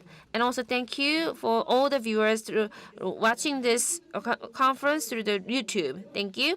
So now we're going to start the second session of the 2023, the Joint WaterSeoul Seoul Policy International Conference. Afternoon session is going to start. I hope you enjoy your lunch break. Thank you very much for joining us until this session 2. So the waterfront spaces on the waterfront, the space for the reflection and relaxation. With that theme, you are having this international conference for today and tomorrow. So Seoul City Government and also the Korean Society for Water Environment are now having this conference to have and also share lots of opinions, comment regarding the refurbish and improve our waterfront. So now we're going to start session 2, waterfront spaces, a hub for reflection on culture and history. And we're going to have 3 presentations. And the last session, we're going to have a panel discussion. So let me invite first presenter. Cheonggyecheon Stream, a small but large river that represents a change of Seoul in 630 years, which will be presented by Chief Curator Hyun-Uk Park of Seoul Museum of History. So please welcome him with a round of applause.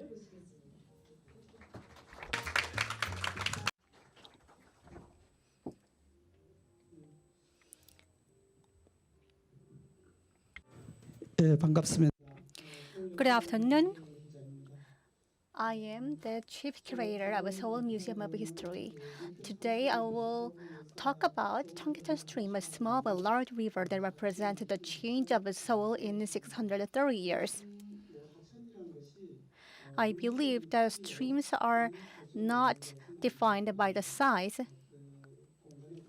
but it also represented the time and the culture and stories around the river, around the streams. That's how we define streams.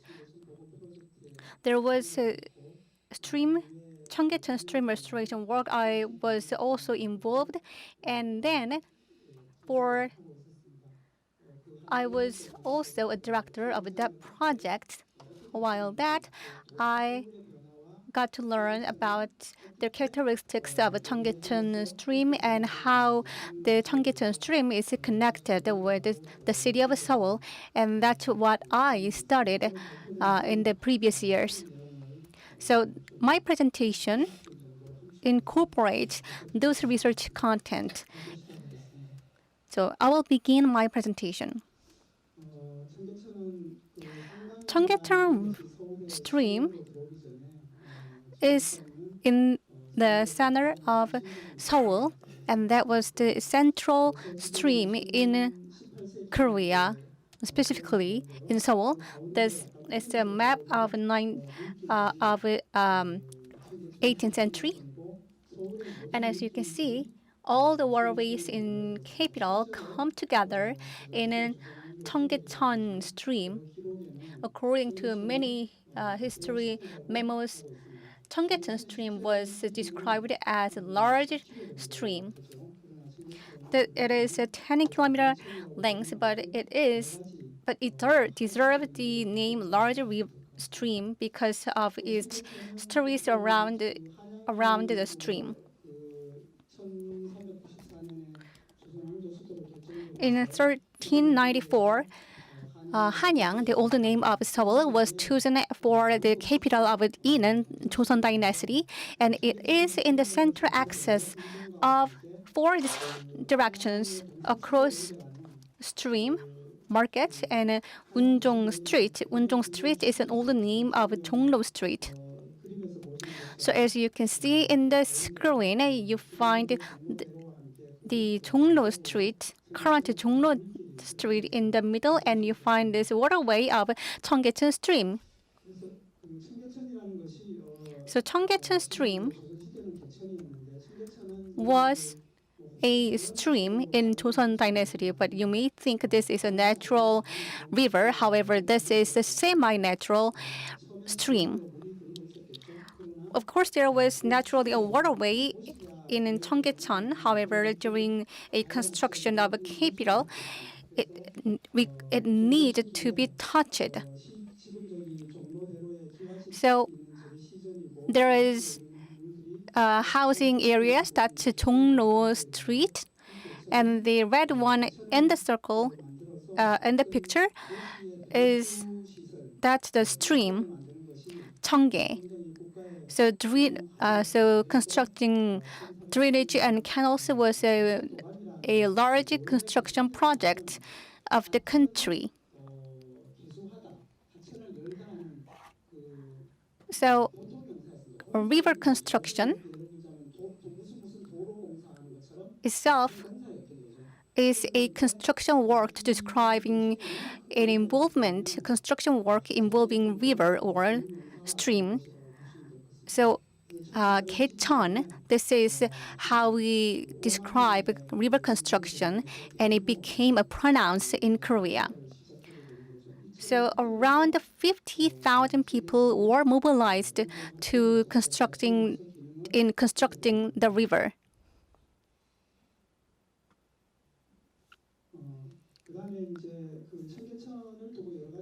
And there were a lot of controversies around the Cheonggyecheon stream, and one prominent one is in 1444 during the King Sejong period. So some people say that the stream should maintain clean, and the opposite side insisted that it should be dirty. So it was called a location argument. It read, to keep Hanyang, the old name of Seoul, clean, rivers should be dirty. Because they need a drainage or canal that flows away all the sewages or waste dumps that should be swept away through the stream. So these are the controversies around how to keep the stream, and King Sejong create a thought that is quite reasonable. For at the time, Cheonggyecheon stream was considered as a sewage or drainage route instead of a river. As a result, the stream was full of waste and feces. And also, the Cheonggyecheon stream was a symbol of politics of love for the people.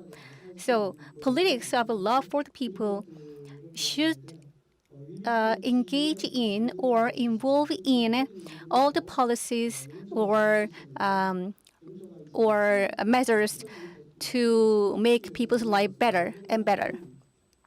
And King Yeongjo during Joseon Dynasty was actually a king of a politics of love for the people. In 1592, in another war with the ancient China, made the situation even worse in Joseon Dynasty. In addition, there were frequent flooding in the capital area, causing lots of lives. And King Yeongjo did a lot of effort to construct this largest stream, and he met with a lot of opposition from the high officials. And however, finally, in 1760, the river construction in the year of Gyeongjin was completed, and Gwangdong Bridge extension was done in 1768 too. King Yeongjo said, "If anyone asks me what I have done for the last 50 years, then I will answer, I did a fair personal appointment, equal labor, and river construction." That means he was really into river construction, and he was proud of his river construction works. So it can be proven with many historic evidences. The left one, you can find a line in the stone. So this is the line that any time our descendant does construction work, river construction work, this is a line that all the descendants, should follow. And the right one is a memorandum of a river construction. And it read that the emperor Gwang-woo of Han says, where there is a will, there is a way. And he also mentioned the work is completed because you put true heart.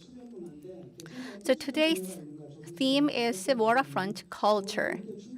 So during the Joseon Dynasty, you can also find this red circle in the middle, which is the middle Jungcheon village. And there are middle-class people such as the merchants, doctors, interpreters, and painters lived in the Jungcheon village.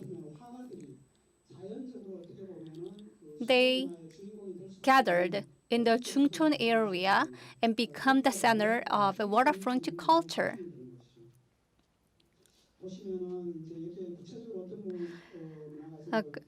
Specifically, there was a literature association of six bridges. This is a literature association where people gather to appreciate their literature works.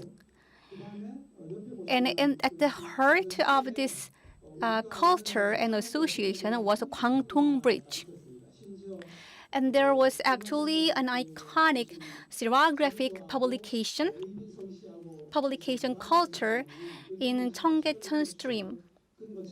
There was a Korean drama showing, illustrating a publication going on during the Joseon Dynasty. So it incorporates 무교동, 유동, 미동, 합동, 광교 villages. And now they have the present version of names. So these are the center of a publication culture. And the romance of the three kingdoms was prohibited to read during the Joseon Dynasty. However, that means people were interested in reading those banned books. And this is a picture in writing stores. They exhibit some of the works and they sometimes sell those pictures and writings. Not just high level paintings, but also some obscene pictures too. So whenever you go to a place under the Kwangtongyo Bridge, then you can find any type of paintings. Another waterfront culture I would like to introduce is there are many playings such as the bridge crossing, night kite flying, lotus lanterning, and stone throwing. So stone throwing is kind of a military training. At the same time, this is a play involving many people. So according to record, people gathered on the fifth day of the fifth month of the lunar year, and during the stone throwing activities, one person was dead. Well, there are present so many activities took place in a waterfront and waterside. And around Cheonggyecheon Stream, there was a most crowded downtown in Seoul. And there is a song, and it led the lanterns shine high, doors wide open, the bars filled with the breath-risables and cups grilling strapped shiners under the roof in the night to invite guests attracted by savory oil. It was all possible because of many government offices were concentrated in this area. Therefore, this type of recreation or bars were flocked in this area. Another song describes that when there is a new geisha in the entertainment, then she had to throw a fun party for the captain. So it features this song is featured on some of the work of a painter Yoon Bok-shin. And then later on, Cheonggyecheon Stream became a symbol of underdevelopment. And there were all the dark sides that got spotlight during in the newspapers during the colonial era. And then these newspaper articles read that vomit in Cheonggyecheon Stream and full of pieces in Cheonggyecheon Street. And there was a clinic called the Jaechanguk Clinic, which was there like before just 15 years ago. So so the clinic survived quite a long time.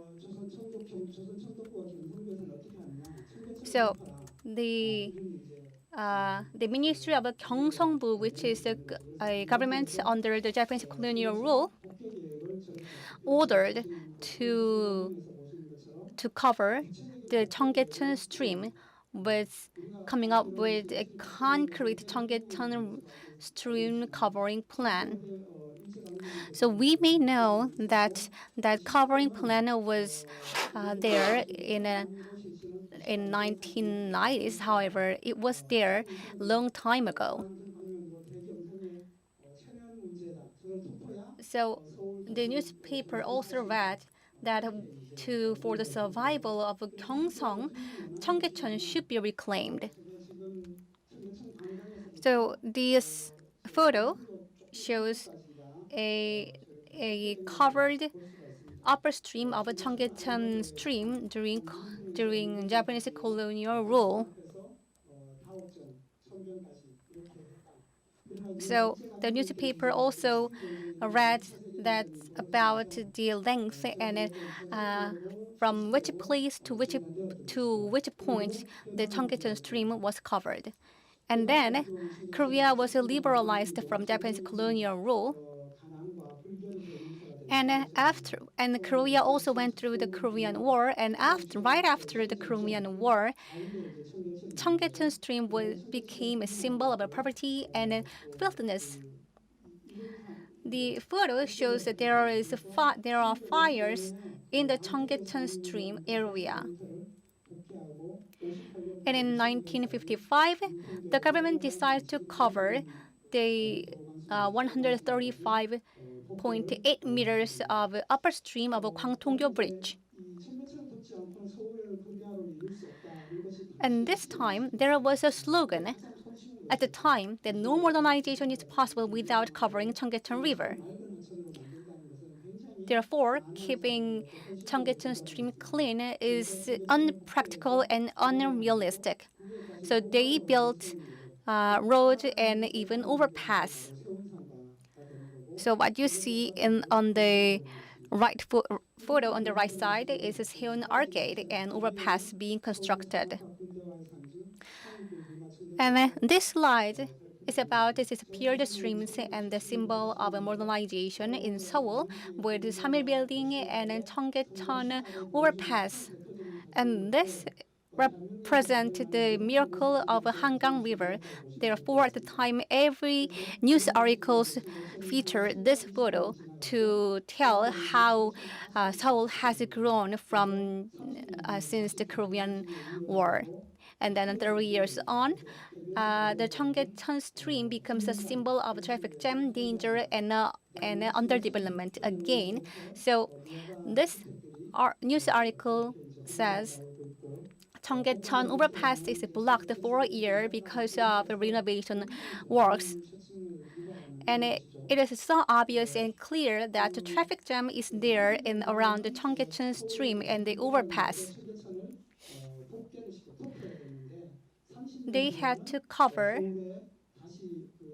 the Cheonggyecheon stream, and then later, because for the same purpose of becoming a global city, Seoul metropolitan government decided to open up the Cheonggyecheon stream. So it was such a big thing during that time, which was a restoration of a Cheonggyecheon stream, and the former mayor of Seoul, Myung-bak Lee, strongly insisted that Cheonggyecheon stream has to be restored, and he actually broke the ground for the restoration work, and it took around 3 years to complete the restoration work. I actually missed some of the years in the photo. So the first one is from 1960s, and then 1960s and the 1980s, and then the last one is in 2005 after restoration.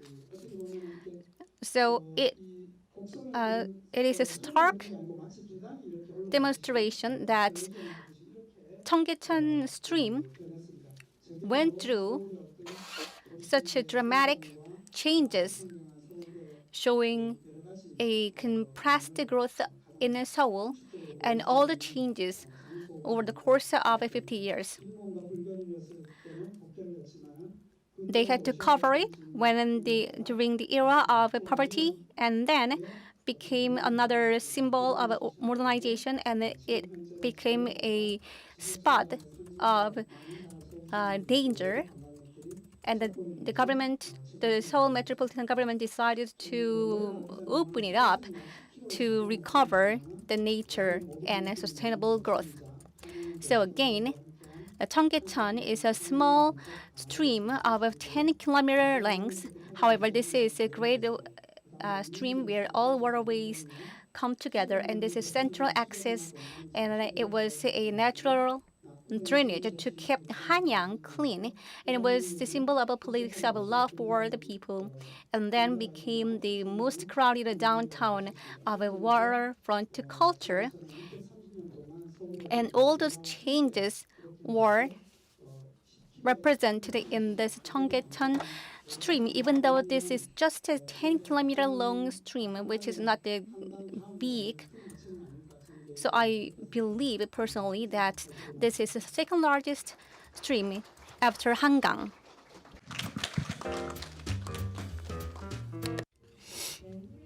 That's very interesting content in his presentation. So he also took out all this element of the history about the waterfront. So we didn't feel that the time has passed so fast.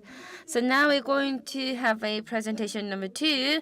This will be provided by the Professor Jung-Nim Ha, a research professor of Konkuk University and the Environment and Civil Engineering Department. So her topic is a culture of rivers, Han River that flows with the resin Seoul is flowing to. Let me invite her with a round of applause. So the culture, the rivers that contains the culture, and also the Han River that flows with the resin, so it is flowing too. With this theme, I'm going to make a presentation. My name is Jung-Nim Ha, professor of Konkuk University. So Han River is flowing according to the time and ages, and also flow according to the resin. So in this flow, how Seoul is Hangang is going to flow with the Seoul. So with this a little bit lighter content, I'm going to make a presentation. This presentation I took is because not because of my department, my major, and also I've been providing this editorial work in the daily regarding Han River and the waterfront for 10 years. So that's why I have lots of content that I can share with you. So hopefully that this will be a more interesting than the first session. So large, wide, long, and full. That is the meaning of the Han River. So Han River is a very wide and large river. So Han River has been changed its name from Daesu, Arisu, Hansu, Ungnia, Yeolsu, Gyeongga according to different times. You can see the change of its names according to different ages or times. So we call it Arisu in the Han River water. So I have also research topic about Arisu in my work. So Arisu, which is very clear and also safe water that you can drink as a Seoul citizen. As a Seoul citizen, I believe that the meaning of Arisu is coming from this different stage. According to different times, there are different features and functions of the Han River. In Joseon Dynasty, it worked as the transportation. So there is the pier in the Han River, and center that there is the market. And also economic function, there is a system for the tax, and also those different grains and materials have been transported through Han River, and also a transportation for wood and white clay. And also it plays a military function. So there is a military training ground near the Han River, and also it works as a cultural venue or cultural function. So many people living near the Han River, they also enjoy the water. So water and also people's the leisure time cannot be separated to each other, because you already heard that the origin of a Cheonggyecheon stream, that's the same for Han River. And also Han River provides the living water for the people. And in the modern area, it's the function as a transportation has been strengthened. So there is a lively, exchanges between Korea and the other countries through Han River. Under the Japanese-Korean rule, the swimming as a modern sport was introduced, and also there is a very, active fishing activities here, and also the ice was captured in this Han River. And it's the modern and the latest time. Also, you can see the dams were constructed. That also played as a transportation. In 1980s, there was a Han River comprehensive development. So the cruise ships were cruised around the Han River. And when you look at the cultural function, Han River development started in 1967, and Han River comprehensive development embarked on 1988. So also, international festivals such as the Fireworks Festival has been held. So Han River's role for cultural function has been strengthened as well.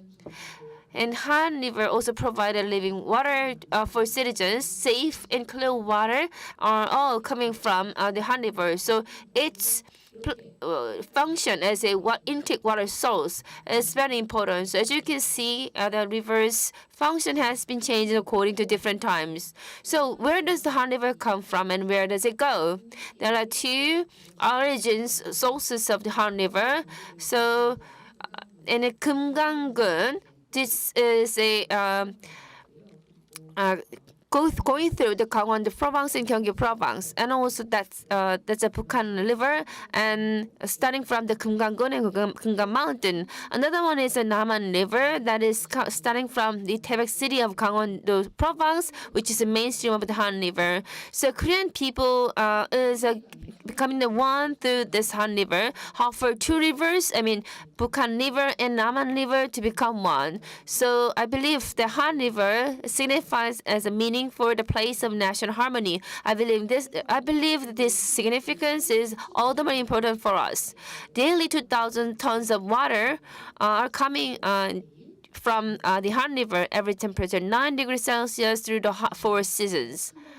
So I'd like to share the very famous legends regarding the Han River. There is a Kamyongso that's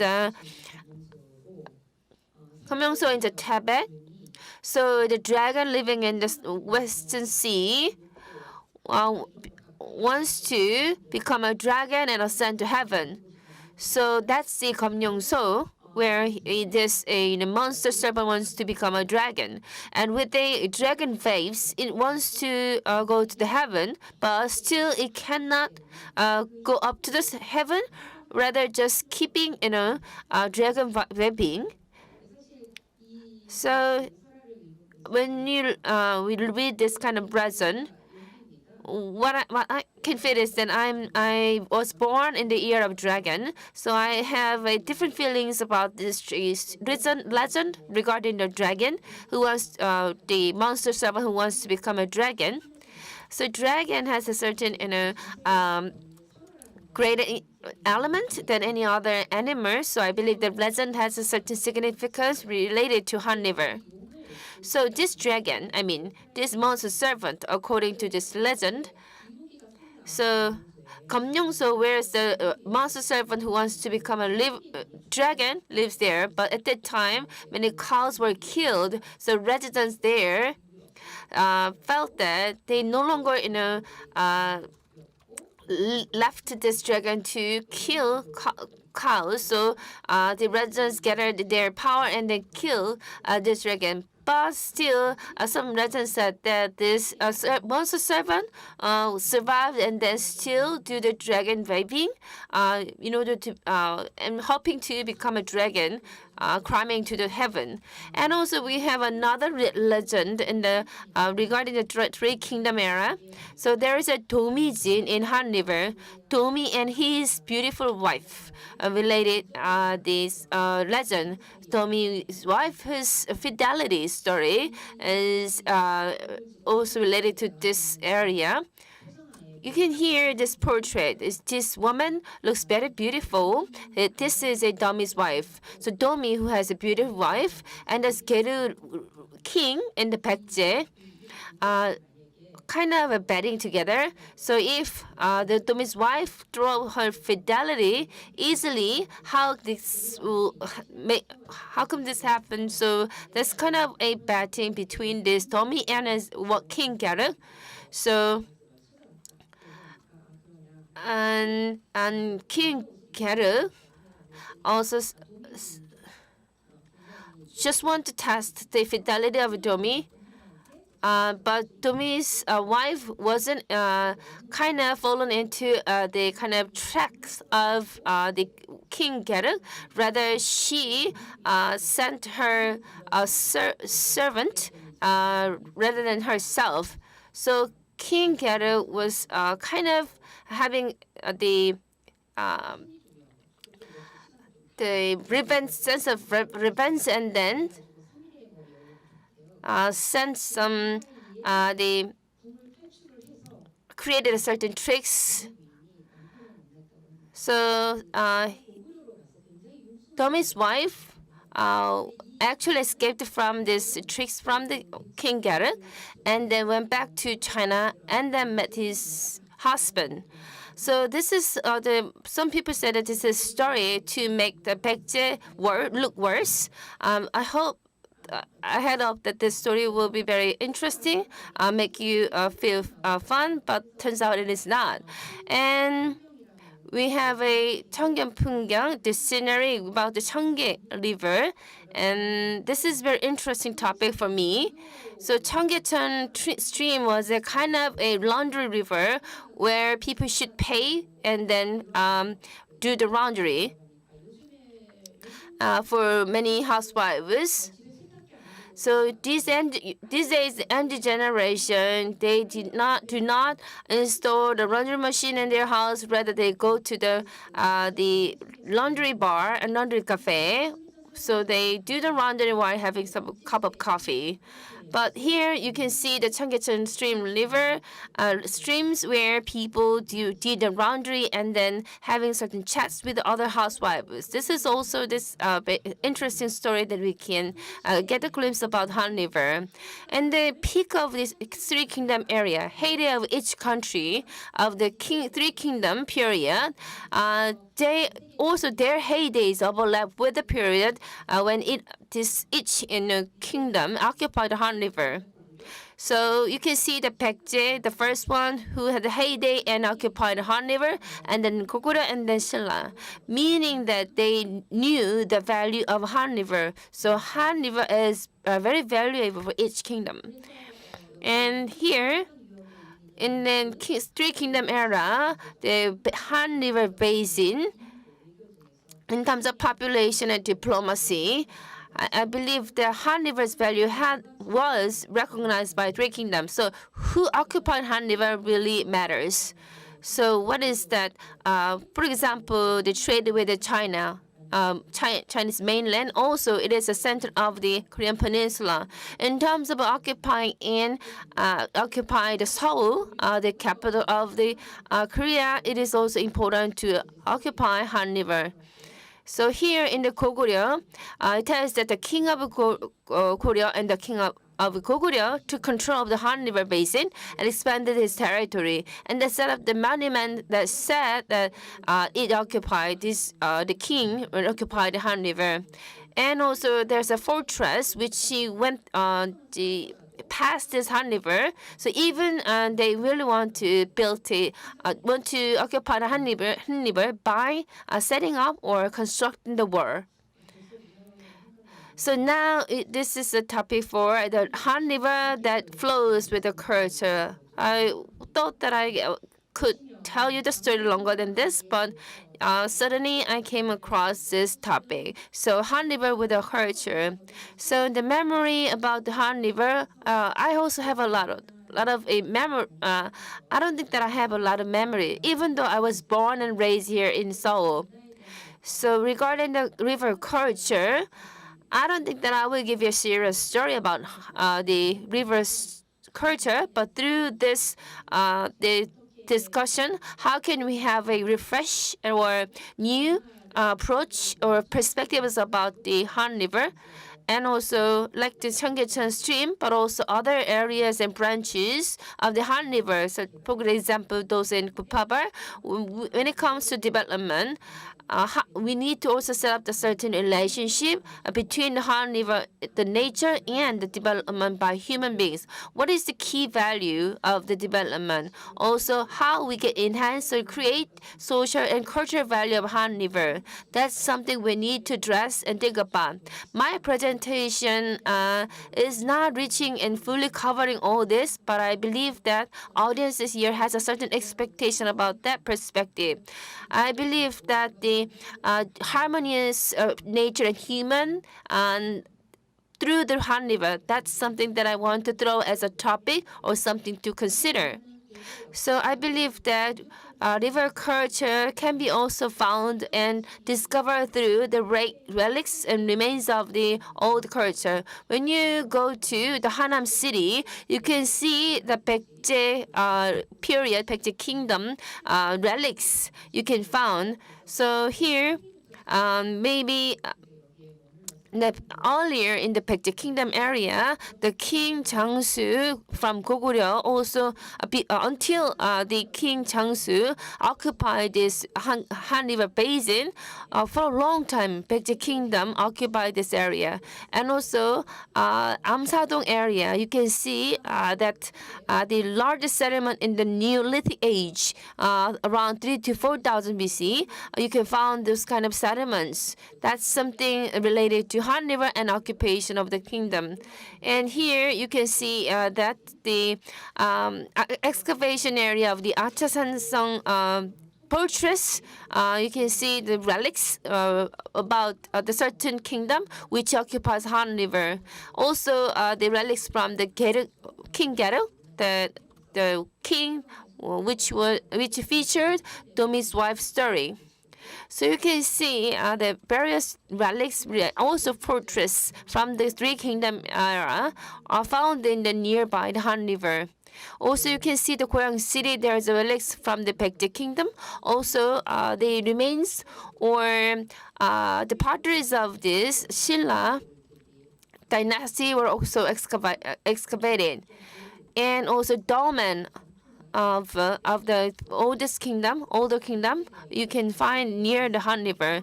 So Hangang from the Odu, the fortress, the picture about that provides a very important location of Han River. And also when you go to Gangado Island, you can see the Bhuwan dolmen and other dolmens, which are also listed as a World Cultural Heritage. About 150 dolmens listed as World Cultural Heritage, including nearby dolmens. And also, the Goryeo Sansang Fortress, also at the summit of the mountain Goguryeo, is available. And also Han River and also West Sea. Thinking about the meaning of these two, I believe that Gangado Island contains a lot of relics regarding the previous kingdoms and also ancient times. So next is that Seoul flows along the Han River. This is the last topic. So Han River is now operating the Renaissance era. That's my belief. Ecological and environmental, culture and welfare. In this four framework, I believe that the ecological network is now set up, formed, meaning that ecological restoration work in 14 streams are on the way, and also that connect the entire city of Seoul as one. So I call this as the ecological network. So my home is located in Sangam-dong area. From my house, when I go through the Bulgangcheon stream, and then I can reach the Han River. So I believe that I live in the waterfront influencing area, meaning that I am one of the Seoul citizens who receive the benefits. So at any time that I can reach the Han River and enjoy waterfront. And Bulgangcheon stream, when you look at the branch of the Han River, you can see the biodiversity where you can enjoy the animals and plants. So living ecological environment is available through the Han River. So as a citizen, I feel really grateful for this kind of enjoyment. And also you can see that ecological and biodiversity which exists as a habitat along the Han River. So now we are opening the era of this Han River Renaissance. In this Renaissance era, I am living in Seoul and nearby Han River. I feel really grateful for this opportunity. And this Han River, according to the Han River, there is a very active and the ecological environment education and training. It wasn't a longer time, but when I live in Nowon-gu district, I was able to work for the Nowon Environment Foundation. And while during the time, there was a center in Jungnam-gu district, so that the parents and students living in that district were able to receive certain the ecological environment training. So pictures is about this kind of a ecological environment education content. So as a person majored in ecological then environment education, there are three pillars in the environment education. It means that at home and at school and the society, all the environment-related education should be practiced so that we can have a right direction. Means that in school, teachers provide ecological environment education, meaning that we need to maintain good water quality and then collect the garbage and trashes nearby area. But even at home, parents also teach their children with the same way, in the same framework. And also, their parents should also receive a training through the civil society's training courses. So that's how we can have a desirable the education or opportunities for environment. That is the three important pillars that need to set together in a one single and holistic approach of the education. So you can see that the Han River here. So when it comes to environment, there are many talks about this how we can behave. So since I majored in environment education, people just think that I'm just the critics or activists who are very much tricky and picky. But that's some sort of a negative stereotype about those working in the environment activist environment education. We not provide any kind of threat or the fear to the citizens. We do not say any kind of a doomsday scenario to people. It's not the negative perception that we are providing. This is negative training, negative education part. So this clear and beautiful river we need to preserve and take care of so that our next generation can enjoy that. That's a positive approach, a positive way of education that we can look forward to. That's a right direction. So left side, dark, dirty, and hopeless scene of Han River. That's not we are looking at. Rather, we need to look at the environment education that we emphasize the keep or maintain our beautiful nature like Han River. So here, this is a film called The Host, which features Han River.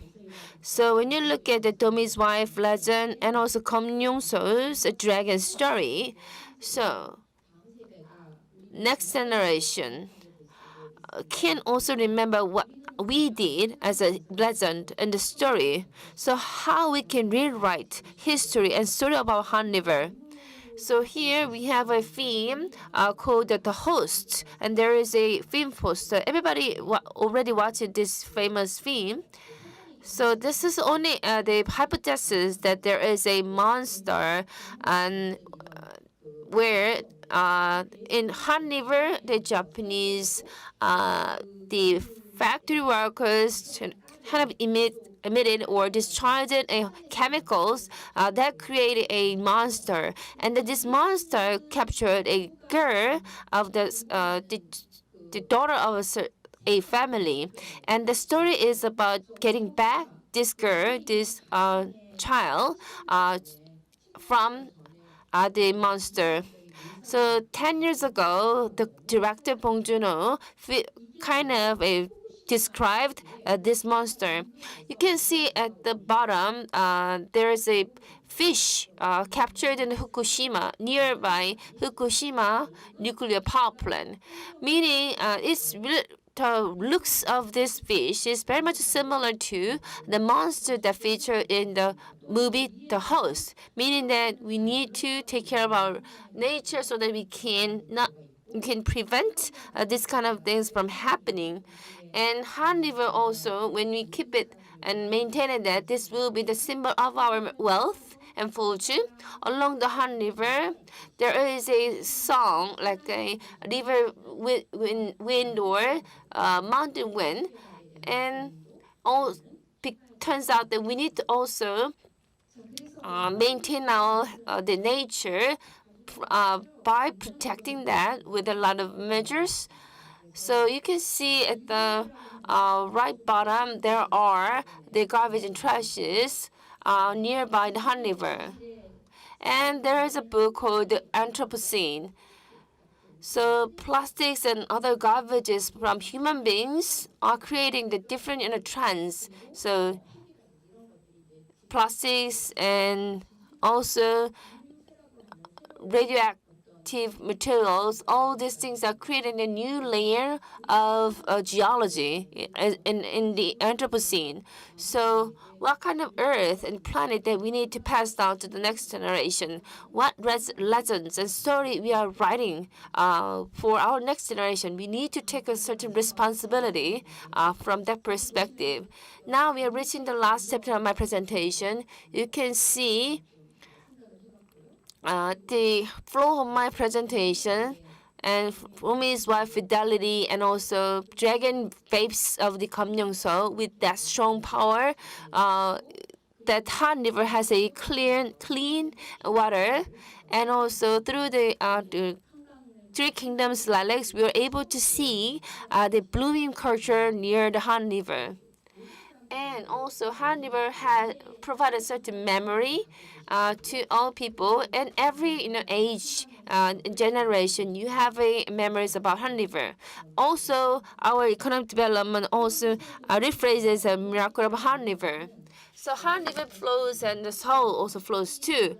So this in the middle of this slide, you can see the Hamlet.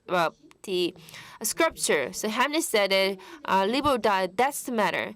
So what we need to think about this, it's not about Han River, it's not about the taste or preferences. So I prefer throwing the garbage to Han River, and then the civil servants in Seoul city government has duty to pick up this trash. This is not about taste or preferences of certain people. It's kind of a dire leave important matters like the Hamlet's choice. So in order to survive, we need to keep and protect our environment. That's the right awareness. That's the right practice. That's why we, the train planet, that we need to be seated here. There is a kind of similar, the concept of this planet train, was featured in a certain theme. There's extreme poverty and polarization of the wealth in the train. So I believe that it is not a desirable situation for us. We need to have a better environment and better and evenly distributed wealth for this kind of planet train. So we need to have a change of our awareness and also practice. Your action that starts today will change everything. So I only have 2 minutes left. So I'd like to conclude my presentation here. So when you look at Han River, just watching this Han River gives us a lot of comfort, and we are living in the city. Get the comfort by looking at the city, at the Han River. I feel really privileged. With that, I'd like to wrap up my presentation. Thank you very much. So this presentation like a storytelling. According to different times and legends, we have a different. We can see the Han River flows according to the legend, according to the ages. So it also gives us the memory and also present future. So we are very much privileged and honored to have this beautiful Han River. This is a good time for us to remind that. So let me invite the next speaker. So in the morning, we will talk about this technical part about the waterfront space and urban revitalization. But section 2 is about the culture and soft area about waterfront. And we are going to invite Professor Kwanok Lee of the National University of Singapore. He's going to talk about restoring urban identity through waterfront restoration, lessons from Singapore's experience. He will speak English. If you need it, please use receiver for translation. Let me invite him. Please welcome him with a round of applause. I am Kwanong Lee from University of Singapore. I am Korean, but my presentation will be in English. Coming to the session, and I truly appreciate the Seoul Metropolitan Government and the organizers for having me in the very meaningful conference. So today I'm going to talk about the Singapore experience for restoring urban identity through our waterfront restoration. So how many of you have been to Singapore here? I guess a lot. I mean, it's one of the popular destinations for South Koreans. So today I'm going to talk about the waterfront restoration projects in Singapore. And then after that, how Singapore has done the restoration of urban identity, especially focusing on the historical, cultural, natural identities, and also lastly, functional identity. And then briefly about the governance of this waterfront restoration and then implications. So we know that a lot of you have been to Singapore. What is the image that you can think of when you think about Singapore, right? Perhaps a lot of you can think about the Marina Bay Sands and very beautiful skyline in the Marina Bay Financial Center. And then some of these more sort of a mosaic of the culture between the old colonial times sort of shop houses, and then together with the very beautiful skylines of the modern buildings. And also the left side, that's the sports hub. I'm going to talk about different waterfront areas in Singapore, but obviously Singapore's global city status and image is heavily influenced by the waterfront development, as you can see. So it's interesting. I don't know if many of you agree with this sort of impression of Singapore, but there was this French expat. He said Singapore is like a Barcelona, Amsterdam, or Rome, but it is an Asian flavor. And I am sure that many of you kind of agree, and that's why people want to come to Singapore, and it's a very popular tourist destination. Very interesting that the vision of the city was very coincidental with this impression of the expat, because according to then Prime Minister Mr. Goh Chok-tong, the city government really wanted to promote this kind of global city image, but with the Asian flavor, right? So that's actually really coincide with the city's vision. Now, Singapore's waterfront was not actually as beautiful as what we have currently. So you can see it was very dirty and very crowded. And it actually, Singapore used to be a fishing village. So a lot of boats on the river. And then the famous then Prime Minister, Mr. Lee Kuan Yew, said that he really thinks to improve the Singapore's image and to develop the Singapore into the more global city status, we really need to clean up the river. So that was like, a very beginning of the waterfront restoration project. I am gonna focus on two different river restoration projects for today's presentation. One is the Singapore River, and the other one is the Kallang River. So as you can see, Singapore River is the main one that Lee Kuan Yew wanted to clean up in the beginning. And then Kallang River is a 10 kilometer sort of lengthy river. It's kind of similar to Cheonggyecheon Stream, in fact, 10 kilometer length. So Singapore River is a lot shorter, but it is a main prime area that actually has been envisioned for Singapore to be the global city status. So as I mentioned, this is a shorter river. It's about 3.2 kilometer length, and then it is coming from the sea. As you could see, Singapore is an island. So it is from the sea, and then the width is very narrow compared to Han River. It's only 20 meters to 160 meters. So it's kind of a shallow river. It's more like a stream, if we want to compare, right? So, but the river was really chalky. As you can see from the upper picture, it was really packed with boats because, again, it was a fishing village. A lot of quays. The quay is the platform where the boats are tied up to take on and off the goods. So there were like different quays along the river, and then a lot of boats, and it was very heavily polluted. And then, of course, Lee Kuan Yew had a vision to clean up the river, and all the government agencies have worked very hard starting from 1977, and they spent about $300 million to clean up the river. And then they removed all this rubbish with the boats, and there were a lot of squatters and hawker centers, and then they will remove these things, and then they sort of revamped the entire area. So after this cleaning up the river, we now have three different quays. Again, the quay is the sort of docking area of the boats, right? So we now have both Quay, Clark Quay, and Robertson Quay along the Singapore River. You can see the very upstream of the river is connected into the sea, right? So that's where the Marina Bay Sands and then the current financial center is located. So that's the Singapore River case. And there is another river that I want to introduce, maybe less well known in Korea. That's a Kallang River, but it is the longest natural river in Singapore, about 10 kilometer length. So again, similar to Cheonggyecheon Stream, that is going through a lot of different residential towns and used to be huge mangrove swamps.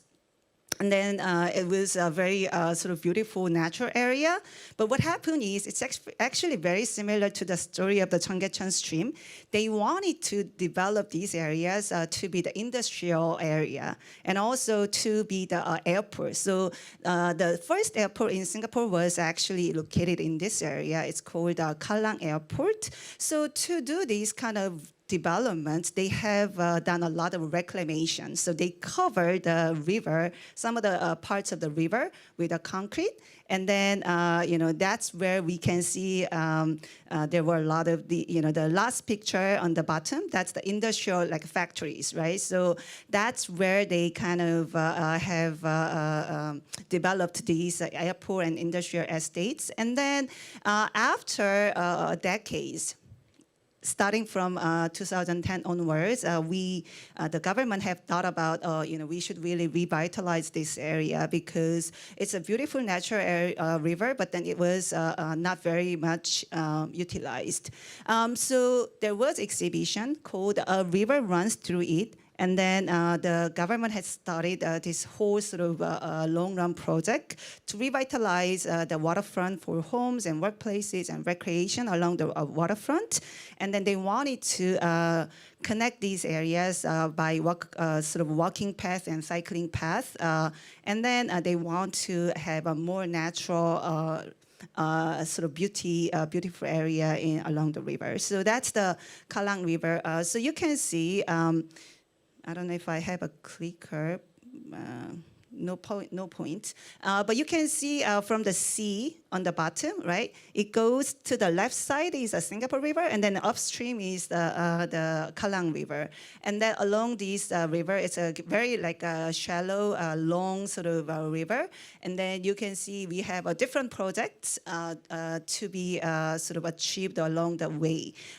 Includes some of the new residential towns, and then also the parks, and then the cycling path, and then underpath, all this kind of upcoming projects. So with these two main river front restoration projects, I want to also introduce what are the main policy initiatives that we have in Singapore. So the main sort of Singapore River restoration project was led by the Urban Redevelopment Authority, which is the planning department, planning agency in Singapore. So this waterfront master plan. So they had, we have a separate master plan, but then they had a specific waterfront master plan to do this Singapore River and Kallang Basin waterfront development. And then to do this, they have actually learned a lot from the overseas cases. So back in like 1989, Singapore was still not as rich as right now. So they have learned a lot from the overseas cases, and they invited the designers and architects from IMP and SOM, and then they these ideas were actually proposed to be actually incorporated into actual master plan. So that's sort of more urban planning-led initiative. But then after decades, right, they realized that, okay, not only for this main waterfront development, we want to expand the waterfront restoration into sort of smaller canals and drains and reservoirs so that we can have a more holistic sort of framework to redevelop the waterfront areas. So that's kind of similar to, I think, what the water department, which is one of the organizers of the conference, is doing right now in Seoul. So it's called the Active, Beautiful, and Clean Waters Program. It's ABC. And it is led by the PUB, which is the Public Utilities Board in Singapore. Again, it's similar to the water department, perhaps from SMG. So this ABC promotes smaller waterfront areas, not only the big Singapore River and Kallang River, but the smaller waterfront areas to be revamped for the residents and for the other visitors, right? So one of the most famous examples of this ABC Waters program is the Kallang River. I'm going to go back to this example later, but it is the 4-year project. They spent $86 million to sort of boost flood protection, also to sort of revitalize the biodiversity and ecosystem in the area. So it is actually consistent with the morning presentation by Professor Yu, which was about the ERM, ARM, and WRM, if you remember. So this kind of incorporates all these different three components together in one program. Then the last one I want to introduce is the Identity Corridor Initiative. So Singapore is a very new country. I don't know if you know Singapore's history. It was becoming independent in 1969. So it has a very short history as a nation, although it has a much longer history for its colonial time period, right? So Singapore is very keen to define its identity because it doesn't have a long history. What is identity for Singapore? So Urban Redevelopment Authority, which is again the planning agency in Singapore, has defined identity corridor for Singapore. So where are the major sort of areas that the local people like and they love and they want to sort of preserve these places to keep the identity for the nation, right? So for these areas, they want to improve the walkability and cycling infrastructure, and they also want to use these areas as key nodes, key neighborhoods to connect to the city center. So we have 5 different identity corridors. So you can see, there are Ray corridor, and also there is a historic east corridor and inner ring corridor. But 2 of the corridors actually are related with today's talk with the Riverfront restoration project. So Thompson-Kallang corridor is related with the Kallang River restoration project, and then the Southern Ridge and Coast identity corridor is very much with the seafront area, and then it's also related with the Singapore River case that I'm going to talk about. So obviously, this identity, we can see Singapore's identity is largely associated with the waterfront, because again, it's an island city, and then it has a huge sort of focus on the waterfront restoration. So what are the sort of the main identities and main visions that they want to achieve from the waterfront restoration, right? So I already sort of introduced in the beginning, there are different dimensions of identities they want to restore with this project. So of course, historical and cultural identity, that's the number 1. And then the naturality, we want to sort of go back to the more ecosystem and biodiversity. And then the last one is a functional identity, which is more, to have the vision for economically vibrant and global city. So what I want to really emphasize is Singapore government and the entire sort of initiative really concerned about the multiple sort of objectives and the multiple identities. It's not only like we want to enhance the culture and the historical identity, we also concerned about the functional and natural identity. Again, going back to Professor Yu's earlier point of different 3 models, we want to combine these aspects together for our restoration projects. So just briefly to introduce some of the examples of how Singapore has restored historical and cultural identity with the Singapore River case. So as I mentioned, that was the starting point of the fishing village in Singapore. So it has a long history. So this is a sort of, it starts even before modern Singapore was sort of developed, right? So it has more than 200 years of history. It was an ancient fishing village. And then there were like thousands of inhabitants, those who living in the boats, right? So that was called sampan in Malay at that time. So modern Singapore was founded by the British person called Stamford Raffles. And, so that's why if you go to Singapore, there is the Raffles Hotel and Stamford Hotel, this is all from his name. So when he came to Singapore in 1819, there were a lot of those people in the fishing village who live in the boats. And then afterwards, when Singapore became one of the main ports and the main areas for Southeast Asian countries to have the import and export sort of industries, this Singapore River has become a main hub for the shipping businesses. And then there were a lot of boats, of course, as you can see in the picture, right? And then it has attracted a lot of different industries, like the cigarette wrapper industry, and then, sago production. So all different types of manufacturing industries were located in this area. Now,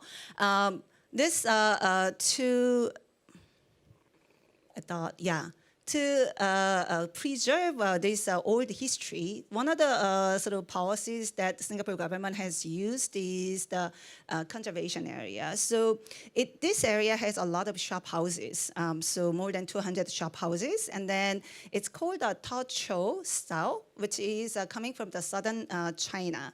So a lot of Singaporean people are actually from China, right? I don't know if you guys know the Singapore demographics, but 80% of the Singaporeans are Chinese, and then most of these people origin is from southern China. So these Tao style shop houses are the southern part of the China, the shop houses. And then what we really try to do in Singapore is adaptive reuse. So we want to preserve the facades of the shop houses, and then we want to maximize the functions inside, because Singapore has a really small country, and then it has a problem of the land scarcity. It wants to retain the most values of the land. And then the way that we do is we preserve the facades, but then we sort of use the inside, the shops, right, as the restaurants and cafes, so that we can maximize the value and functions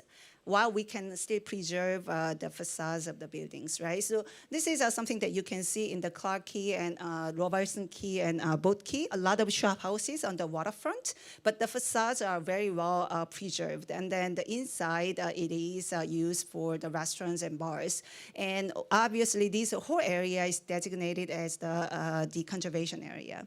So they have to follow, how to keep these the culture and historic identity. And obviously, this Singapore River area is not only the southern part of the Chinese culture. That's the main one for the shop houses, but it also has Malay culture, and then there were some boats imported from the India.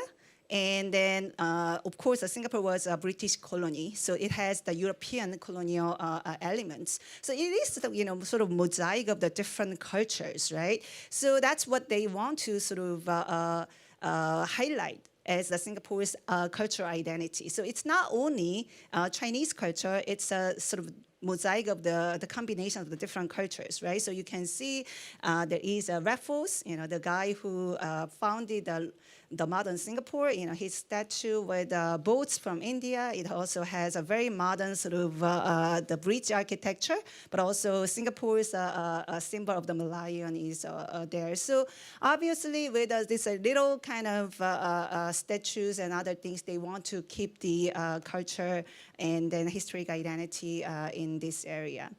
Another example, Kallang River. As I mentioned, it has more of this industrial estate sort of identity from the modern times. But even before that, there were earlier days, the original inhabitants in Kallang River area, actually they were originally from Indonesia, Java, Indonesia.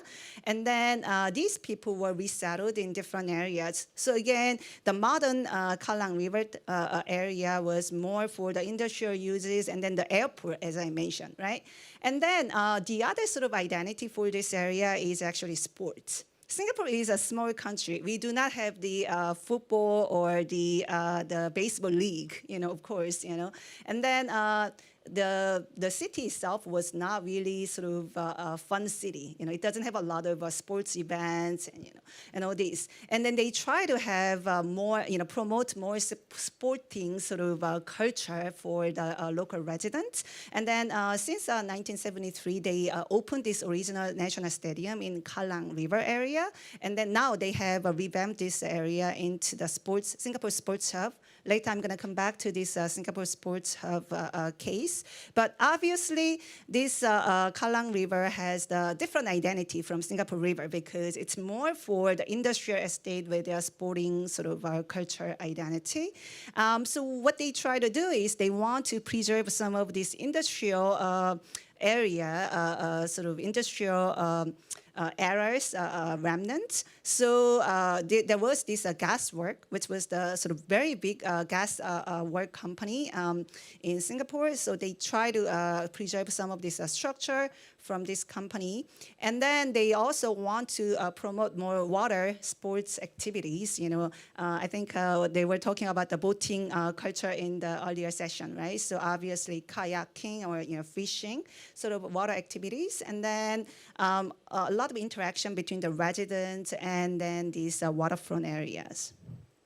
So the second one is the naturality, right? So I think this is also going back to the Bhuwan Thapa's earlier presentation on the national-based, nature-based solutions, right? So very, very similar examples. The Kallang River area was covered with concrete in a lot of areas in a very sort of shallow channels. And then this actually separate the parks from the communities because there were these kind of channels, right?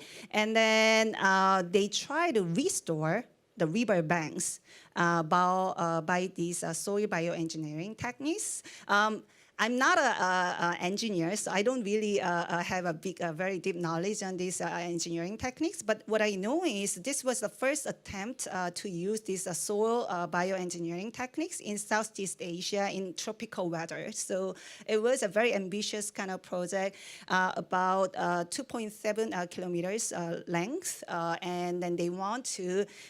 You can see the progress. How they did this restoration project. So they want to uncover the concrete channels, and then they want to get back this water stream with a lot of green spaces along the ways, and then that has been very successful because biodiversity has increased by 30%, and then the river drainage capacity has also increased by 40%. So this is something that is very consistent with what the earlier presenter, Bhuwan, Thapa, and others mentioned. This kind of nature-based solutions can actually be really helpful for the flooding and other risk. So this is what the Kallang River looks like right now.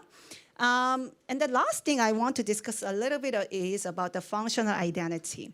I think the Dr. Park earlier in this afternoon session, he mentioned about how Cheonggyecheon stream has evolved as a symbol of the modernism, and then to the symbol of the global city status later, right? So, in fact, Singapore River area has also continuously modified its identity because it really wants to make this waterfront area as the symbol for Singapore to be the global city status. So in the beginning, they try to use this Clarke Quay area to be a more festival marketplace, more focusing on the tourism industry. So how can we attract more international tourists? That was the focus. Later, they found that maybe it's better to shift this vision into more sort of entertainment area, targeting the local and international professionals. So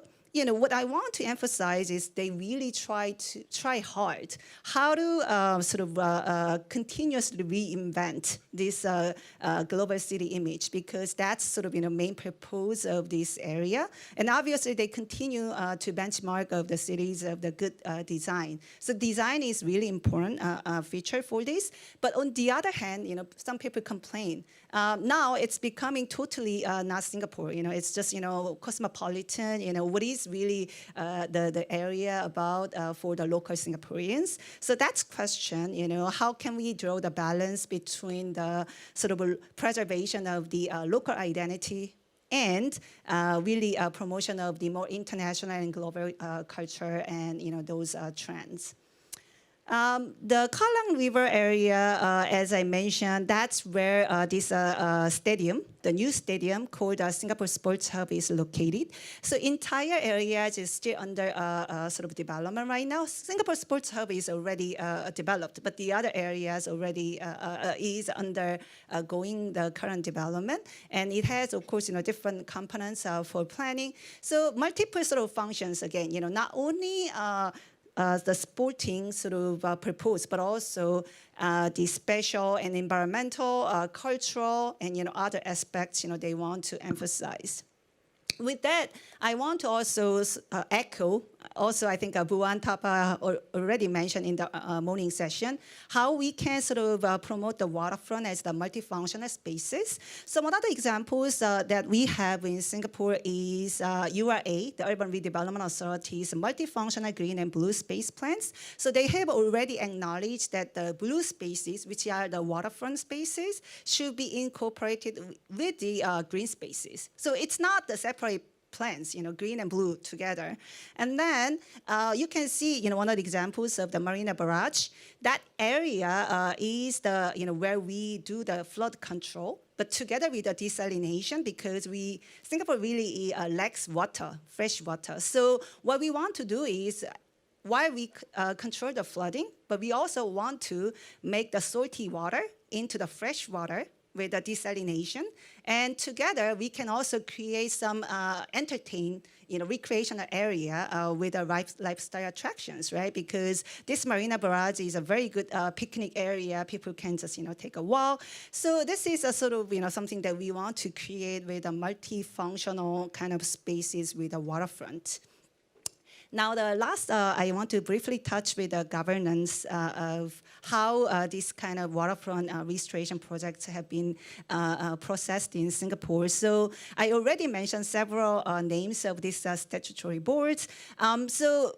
Singapore is a city-state, so we have the ministries, and then we also have, under the ministries, we have the statutory boards. Statutory boards are sort of public agencies, but they are not the ministries, right? So multiple different ministries are involved in these projects. So not only the national development, which is more physical sort of development ministry, and then there is also trade and industry, sustainability and the environment and the culture, community and youth. You know, all these different ministries are involved in the waterfront restoration projects. And then under that, we have Urban Redevelopment Authority, which is in charge of the planning, master planning, as I mentioned, and there is a Housing and Development Board, which is in charge of the residential planning, public housing development in Singapore, and there is MParks, that is in charge of the green space planning. And then Public Utilities Board, which is sort of, you know, water, electricity, you know, those utilities sort of boards, they are under sustainability and the environment ministry, right? So these are more sort of physical aspect planning, but then we need the identity creation. Again, you know, culture, how to preserve the culture and how we sort of reinvent the Singapore's image and identity. That's why we need Culture, Community, and Youth Ministry. Under that, we have a Sports Singapore. Remember, one of the sort of objective for the Kallang River restoration is boosting the sporting culture in Singapore. So Sports Singapore and National Heritage Board, which is related with the heritage retention. And then even the Tourism Board, because one of the sort of, you know, big reasons why we want to do this waterfront redevelopment is because we want to attract tourists to the city, right? So those kind of multi-ministry, multi-agency collaboration is a key for the success of this waterfront restoration. And then one thing that I also want to highlight is how to involve the private sector. So I know, Seoul has done a really, really good job in involving the public and residents. But what about the private sector, right? Because it's a very expensive project, you know, if the government has to pay everything. So what Singapore does is, after cleaning up the Singapore River, the government actually sell the land parcels to the private developers. And then these private developers get this land as the 99 years lease. And then they actually contribute a lot to this current waterfront development, right? So that's actually one of the things, you know, that we may want to consider for the later waterfront restoration in South Korea. And then the example for this Singapore Sports Hub is definitely a very good example of the PPP, public-private partnership, and then it is a design, finance, design, build, finance, maintain, and operate model. So all these 5 functions were done by the private sector. So private sector has financed. So public sector didn't pay anything in the beginning. Private sector has paid, and they built, and they design, and they maintain, they even operate the entire Singapore Sports Hub, you know, the stadium, national stadium.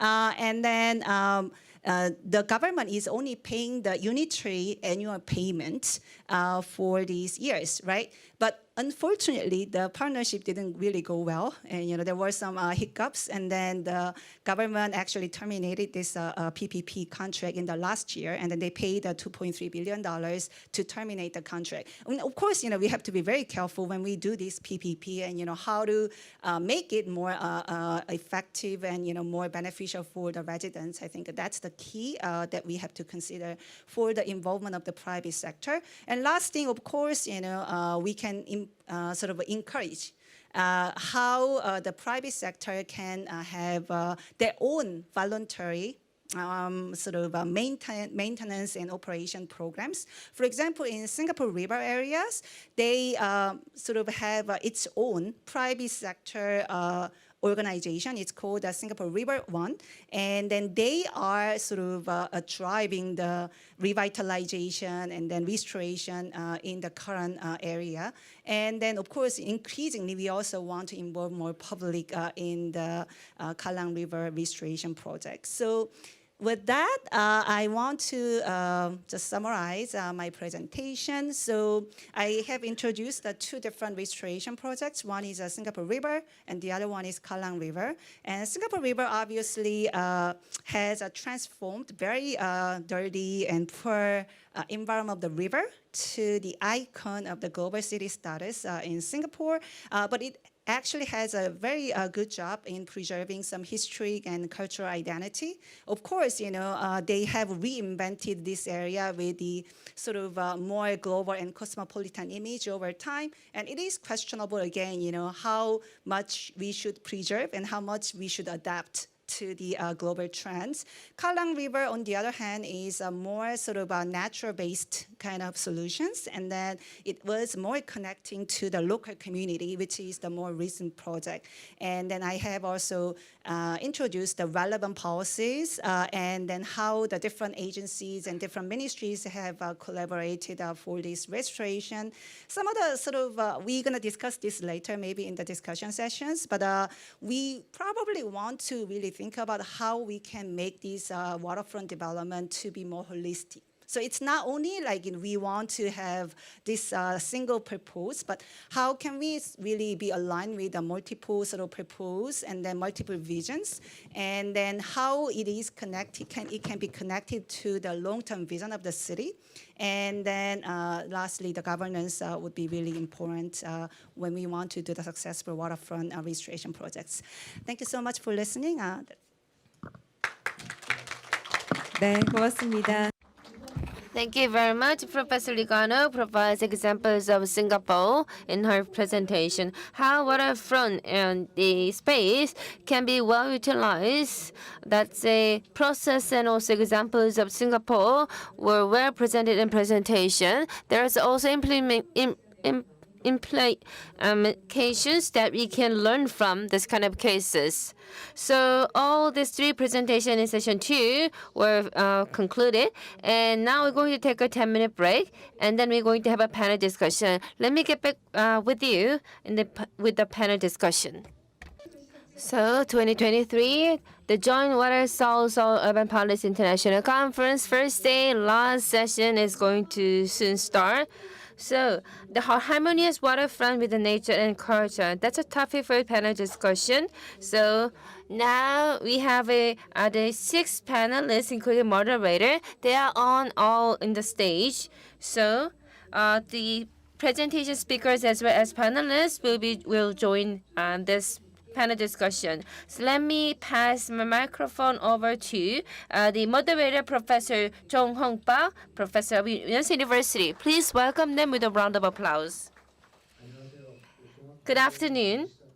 Now we're going to start the panel discussion. Panel discussion topic is a harmonious waterfront with nature and culture.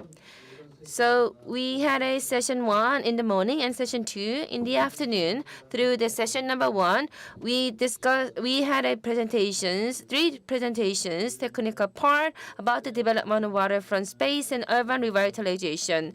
And session number 2 is about the waterfront spaces, a helpful reflection on culture and history. And for the speakers in the presentations, our designated panelists are invited to comment. So some of us are the presenters and others are the designated panelists.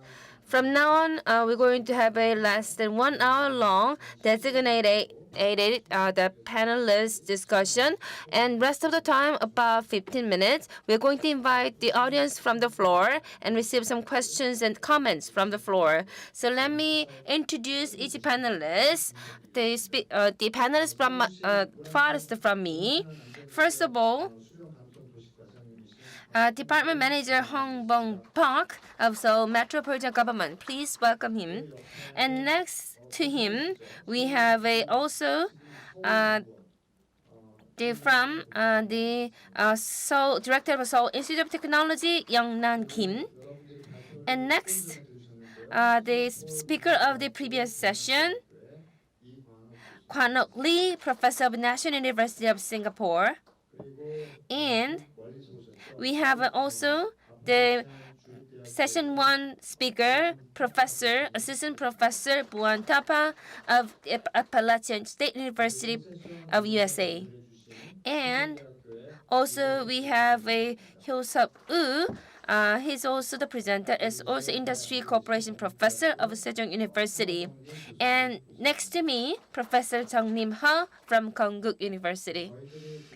So we had a presentation brochure. Several times we looked over it and then had a discussion before.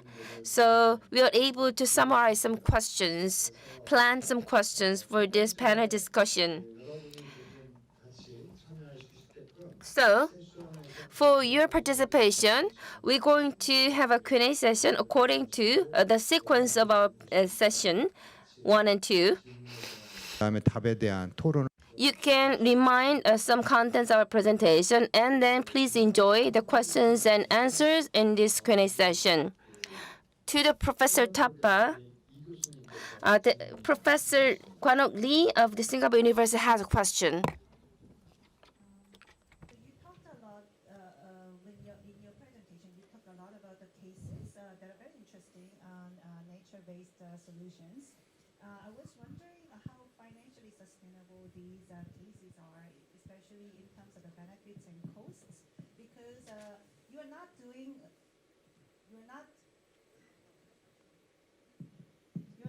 one project, right? So you're doing the multiple these nature-based solution projects, and then of course the budget for the government is a huge financial issue. So,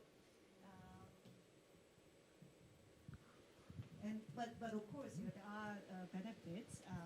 The reduce the flooding risk and other sort of recreational benefits. Do you have any quantifiable evidence of these benefits and costs of the MBS projects?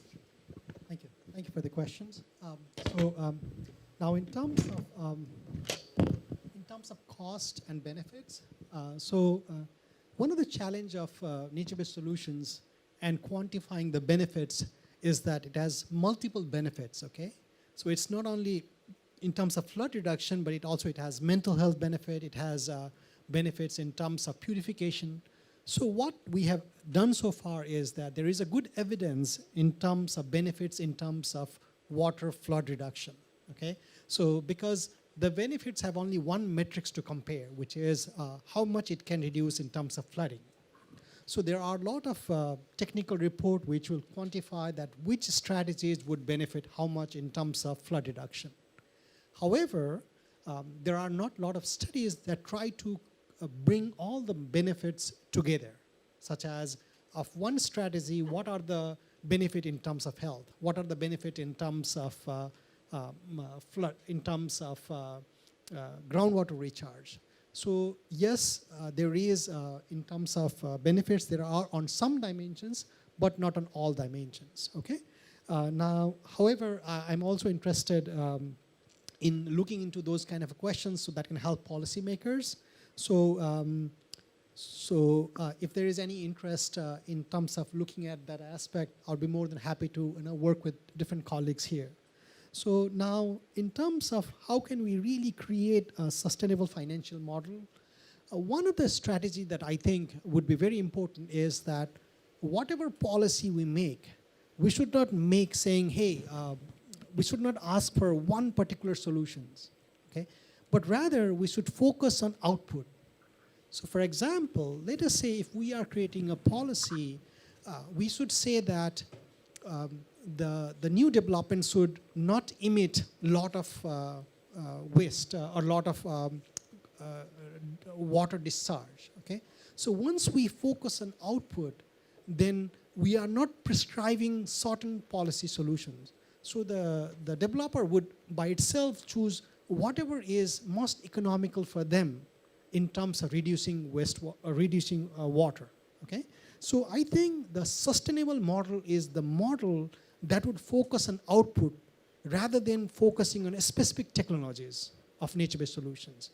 If we do that, then the developer would by itself choose policies or interventions that is more cost effective. Okay, I hope I have answered that question. Thank you so much.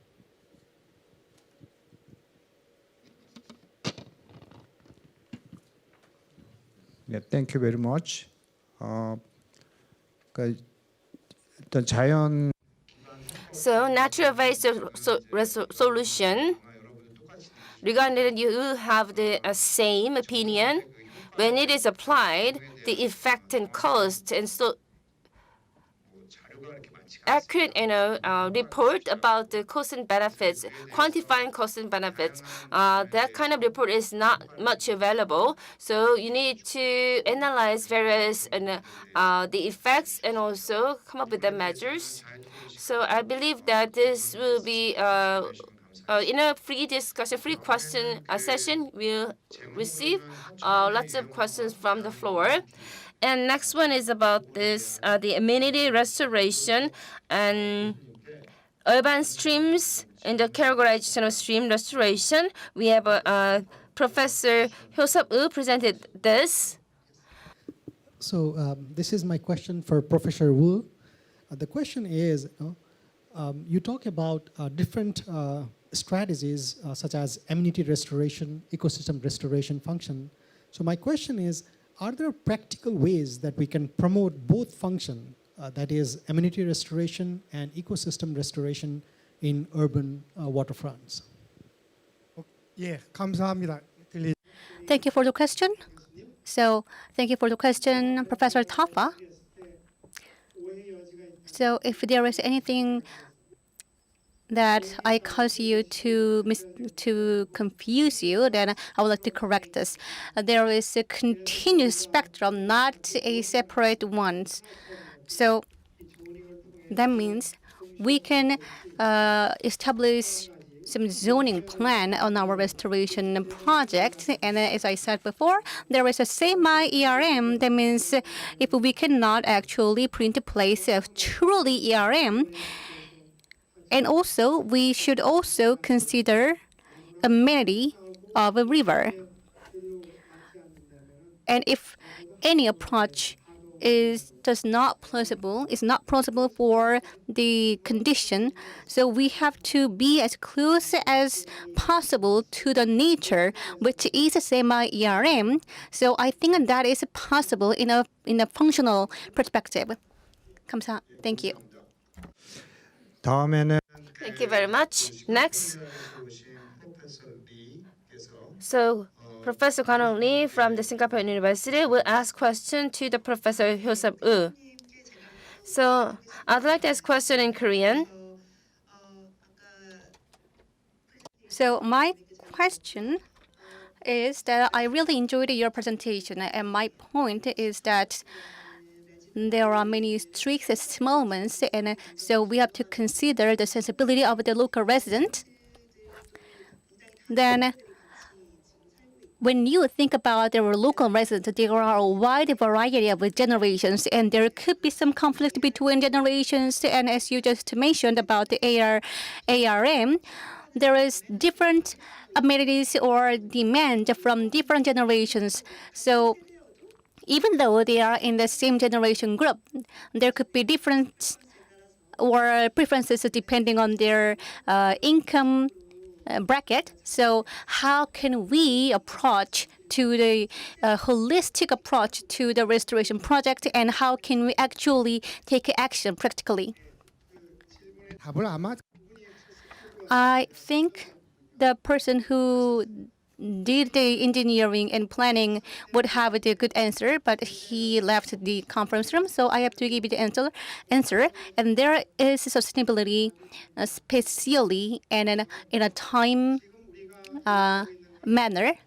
But what we are speaking in Seoul, they are mostly small to medium-sized streams, and we can handle and cope with those things. But if we think about the intergenerational interest, how can we meet the demand from that perspective is something that I can give you answer. I am not an engineer, so I may not have the answer in terms of a demand or societal perspective.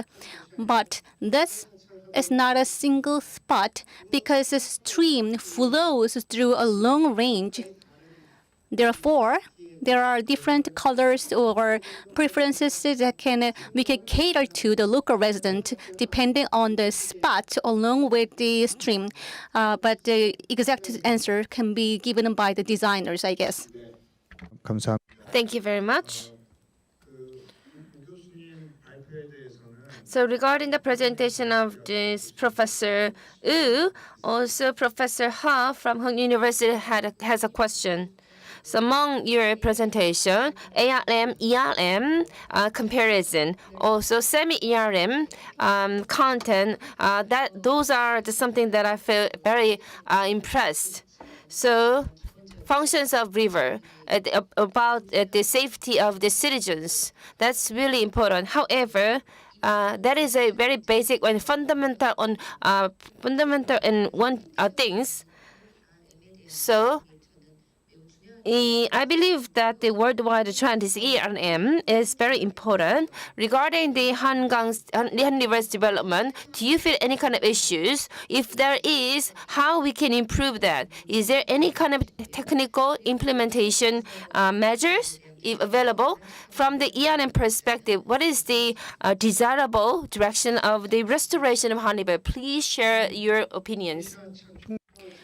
Well, I believe that for the small to medium-sized streams, ERM, a true ERM is implausible because aquatic ecosystem should be considered, but also we also consider the ecosystem on the ground ecosystem, and the volume of the river varies. And for the Hangang River, from the upper streams, there are different and various resources in the upper stream.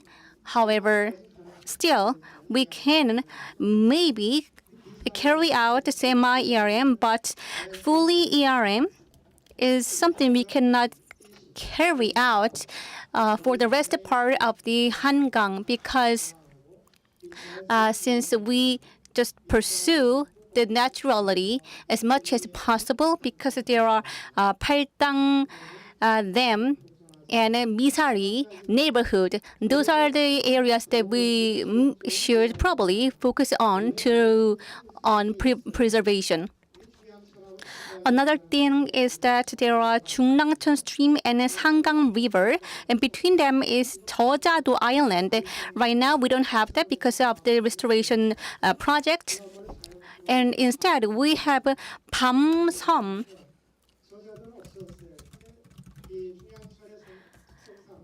And the sand sedimented in this area because of this different flow of the river. So if we consider more on the ecological aspect of the Hangang River in our restoration project, then that could be the desirable approach. Hope that this will be sufficient answer to your question. Now we're going to talk about the presentation 3, so Waterfront project and Appalachian design. Especially this presentation focused on Appalachian design. So the founding partner Hyun Suk Kang, the presenter, just left because of the quick affair. So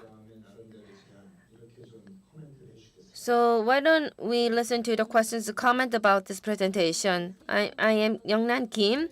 So spanning from the session 1 to we will listen to the 6 different presentations. Thank you very much for your wonderful presentations.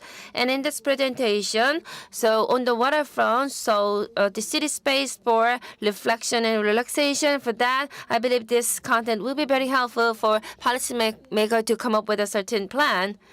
So I'm going to give my own comment about these presentations and then ask question. Many experts in this area provided certain suggestions, recommendations. Cities should respond to the climate change, and then the space of the city should be reshaped and also restructured and recomposed. That's the overall opinions of the expert. So rainfalls and also heat waves are on the Seoul city that is very much impact on the daily lives of the citizens. So this shouldn't be delayed to the future. Rather, we need to solve this as soon as possible. But in terms of a comparison to other cities, the city space, urban space to climate change is not sufficient. So as you know, that Seoul City, we have a high density development underground and also above the ground.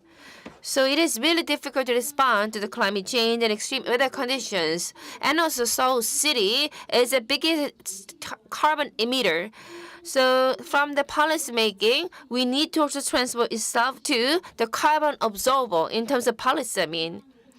So I believe the Water Circulation Bureau, so the creation of space for relaxation and reflection, that kind of a natural-based solution, and creation of this Han River, that kind of plan will be a key strategy to complement some insufficient parts of the Seoul city.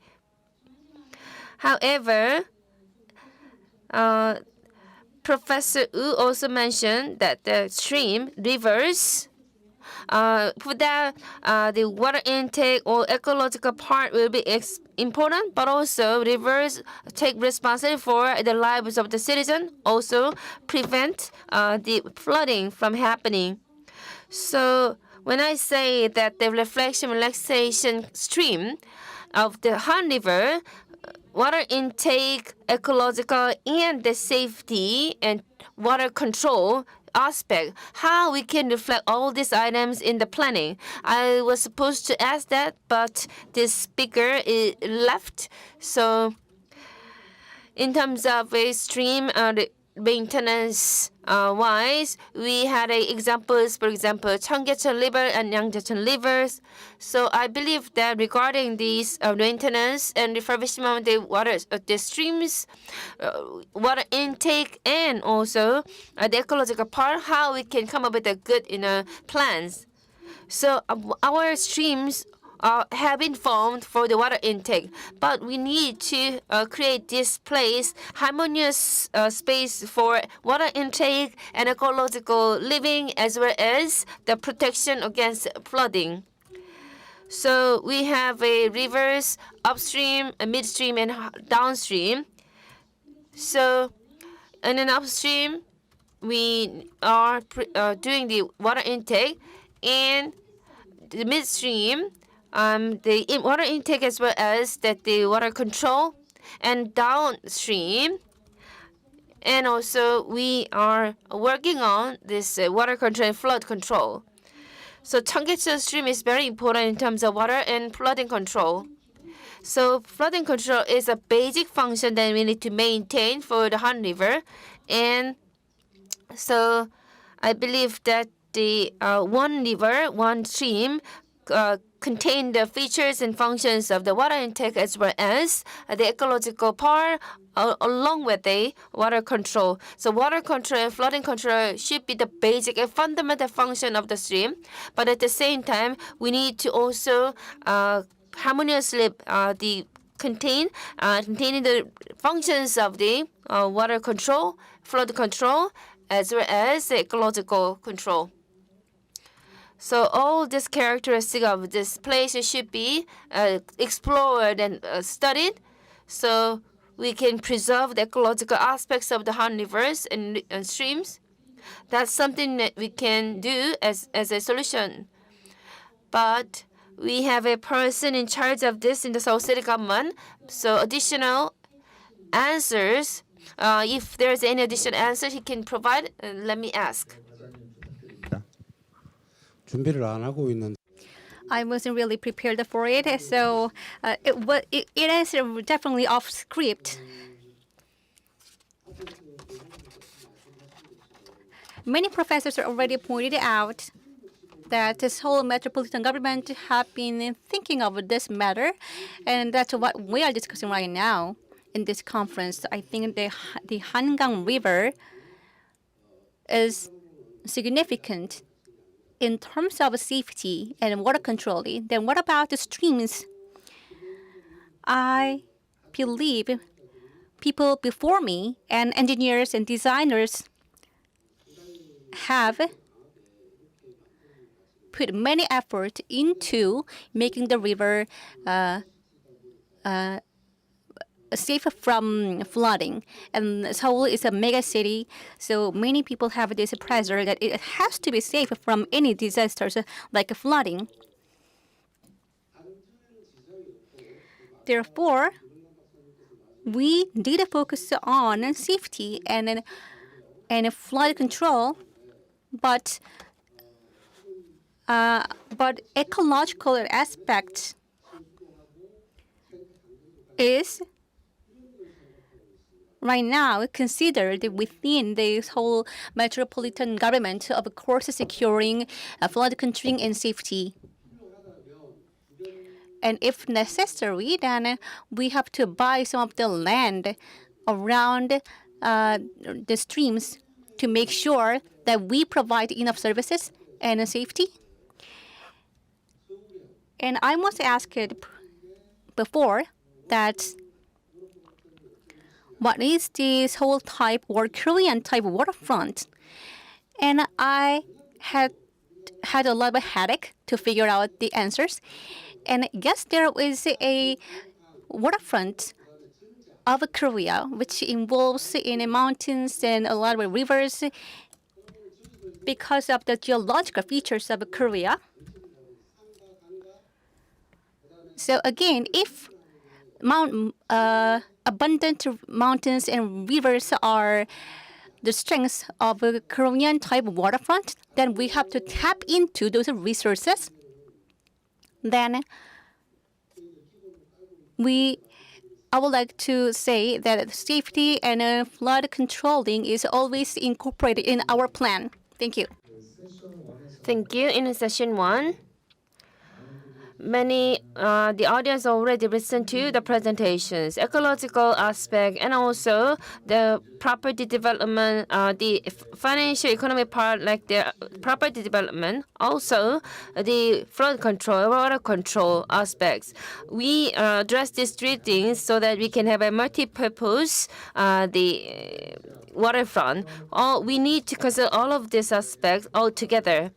However, the effects of this, how we can quantify this into the economic benefit in terms of certain numbers. If we can have a kind of objective, elements to determine whether it is beneficial or not. So that also costs a lot. From that perspective, I believe the culture matters. So we have history and ecology, and also safety through the flood control. That allows, this culture allows us to feel all of this all together without quantifying each element in numbers. So that's why we have this session 2, cultural perspective of waterfront spaces. Let me discuss this cultural part from now on. So Professor Jung Lim-ha mentioned the cultural aspects of the Han rivers. So regarding that, the director Youngnan Kim has a question. Please go ahead. I believe the urban growth, city growth, the Seoul city growth, it has been reaching at the peak. So seeking the future and also bring about certain sustainability for the city. From that perspective, the management keywords such as a development control. Apart from that, we need to set up a new principle for the future. Against this backdrop, so our city government is planning to transform our focus on the waterfront, the space for the reflection and relaxation. So even before that, we have a very attractive waterfront spaces within our city. However, every time there has been a problem and issues, challenges pointed out, these waterfront spaces is difficult for citizens to feel, actually experience in person. That was a kind of issues raised. In order to solve that, as Mayor mentioned, by 2025, 25 district governments will create a waterfront, the emotional and reflection spaces, so that people and citizens can come closer to this waterfront space for reflection and relaxation.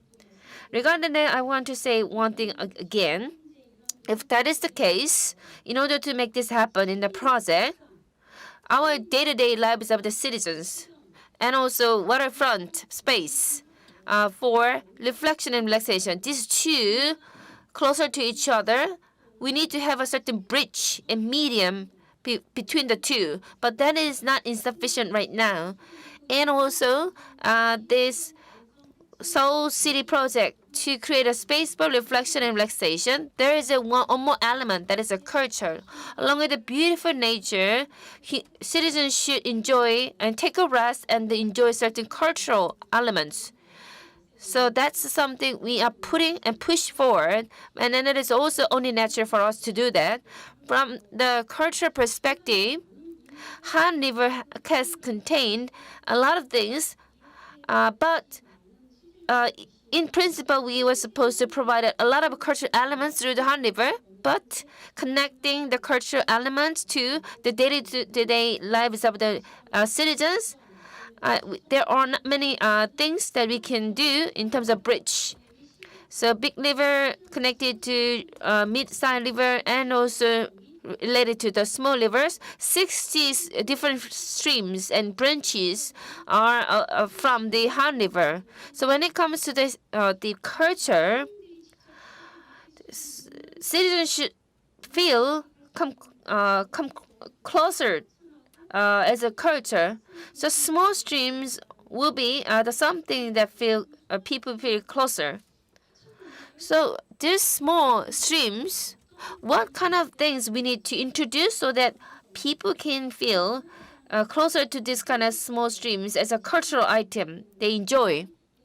Or anytime they can go there and they enjoy certain cultural elements in the stream, that kind of stream culture, what are they?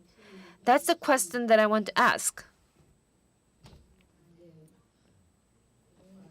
There are too many comments and questions. In fact, I was supposed to provide answers regarding the content, culture, and as a whole citizen who are living closer to the stream, I'd like to suggest my idea. I believe that culture related to the memory, and good memory will also create a good culture. Ultimately, through the good memory, you can write something and also paint something, and within that, people gather together and then remember good memories. That will also part of the history. Later, it will be left as a lesson for the next generation. So city government need to have a lot of thoughts and consideration regarding the development. So quantifying is very easy, but qualifying, providing certain index in terms of quality, it is really difficult. So for those policymakers, need to keep in mind this part. So we are reaching in the renaissance of Han River, welfare, and other qualitative elements that we need to pursue are difficult to be reflected in the policy because it's not numbers and it's not a tangible things. So My mother is 93. My mother-in-law, 92 years old. They really want to go out and come closer to the Han River, but whether they can be it is difficult for them to easily access because of their physical disability, like a wheelchair. How they can access with their wheelchair. So we need to cover those vulnerable the people, marginalized people. Also, we need to cover the different generational differences. We already form the culture focusing on the youth people. So there are not many days left for the generation. Some older generation, they don't have many days left to enjoy this Han River. And also, people are divided by the river, whether they are living in the south part of river and the north part of river. So some sort of a development that is kind of lopsided toward the Gangnam, so they feel certain disparity in terms of wealth. So I believe that the city government should concern about this development and imbalanced development. But as you said that, the people and citizens should feel closer to the river. That's something we need to emphasize. People should experience. That experience will turn into the practice, and then they can also share this experience with others. So that turns out it will also convert it into the conservation and preservation. So how that make it happen? We need to think about that. And also, I'm the one who living on the intellectual property for the methods to make that happen. So for me, it is I'm hesitating to share all the ideas, but I believe the Seoul city government has certain power or ability to gather all the different ideas and thoughts of the citizens to make that happen. And we have branches and estuaries of the Han River, all that contain the memory. But we need to have this memory and left for the next generation. Otherwise, it will disappear. So I myself will present my idea to make our history, our story as a memory and something that we can left over or pass down to our next generation. There were many things suggested by this the panelists. Culture allows us to make various values about this different streams and rivers. So if we quantify all the benefits into all these benefits into certain numbers, there's a certain limitation. But if it is culture and intangible thing, more values can be created. Also, more different markets can be created. And last speaker, Professor Kwanong Lee. To her, the Professor Thapa has a question. Please go ahead with your question. Question is, what are some of the practical challenges with public-private partnership that Singapore faced, and what are some recommendations to help address that challenges? Thank you for your question. So I have mentioned a little bit about this Singapore Sports Hub case in my presentation, and also the government land sales program that the government has, Singapore government has used mainly for the public-private partnership. I think that one of the main challenges is that this kind of waterfront redevelopment or development takes a huge upfront cost. So when we need a lot of money ahead, sometimes the public sector doesn't want to take a risk, financial risk, or sometimes even though they have money, like Singapore's case, they actually want to invite the private sector because they want to tap on the private expertise, right? The main issue here is that most of these waterfront projects actually do not make a lot of money because we mentioned a lot about things, but it is usually for the public benefits. Whether it is the stadium, whether it is other waterfront space, it is to benefit the public or the residents. So the private sector's main goal, of course, to be involved in this project is to maximize their profit. But the project itself is benefiting the public, and it may not make the enough profit for the private sector. So how do we incentivize the private sector still to be involved in this PPP project? I think that's the huge challenge. In Singapore's case, for the sort of more infrastructure project that they do not make the money, then actually the government is in charge of financing and everything. But then if there is some sort of sustainable financial model, like a Singapore Sports Hub case, they have invited the private sector. Even so, there was a problem, and that's why the government has terminated the contract at the end in the last year, right? So the issue was that there was not a clear sort of terms and condition. So in the beginning, the government should have had a sort of clearer objectives, what they want to achieve with this Singapore Sports Hub, and they should have a clear sort of the conditions. But they didn't really have these. So, for example, the government wanted to use this for their National Day parade.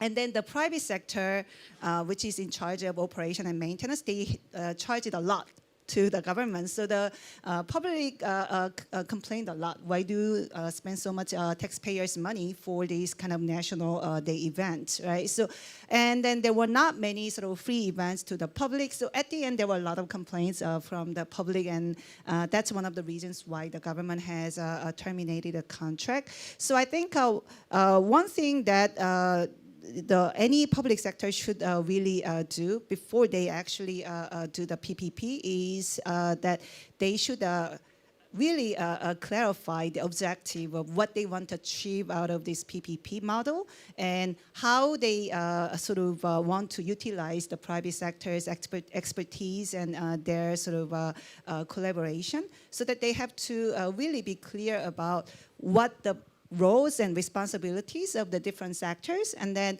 how they can enforce these sort of conditions over time, and then how they can really still achieve the public benefits even out of this PPP. I think that's the key consideration that the government should have. 뭐 질문은 So you already heard the questions. So private-public partnership, collaboration. How we can make this happen better? So what are the challenges in the private-public partnership? And what are the challenges? How Singapore came up with a solution? I believe the Seoul city has the same problem. It would be better to attract more private investment, but there's a certain cons. And what kind of incentives we need to provide to the private sector? What are the kind of regulation restriction in terms of receiving the investment from the private sector? But the key is this.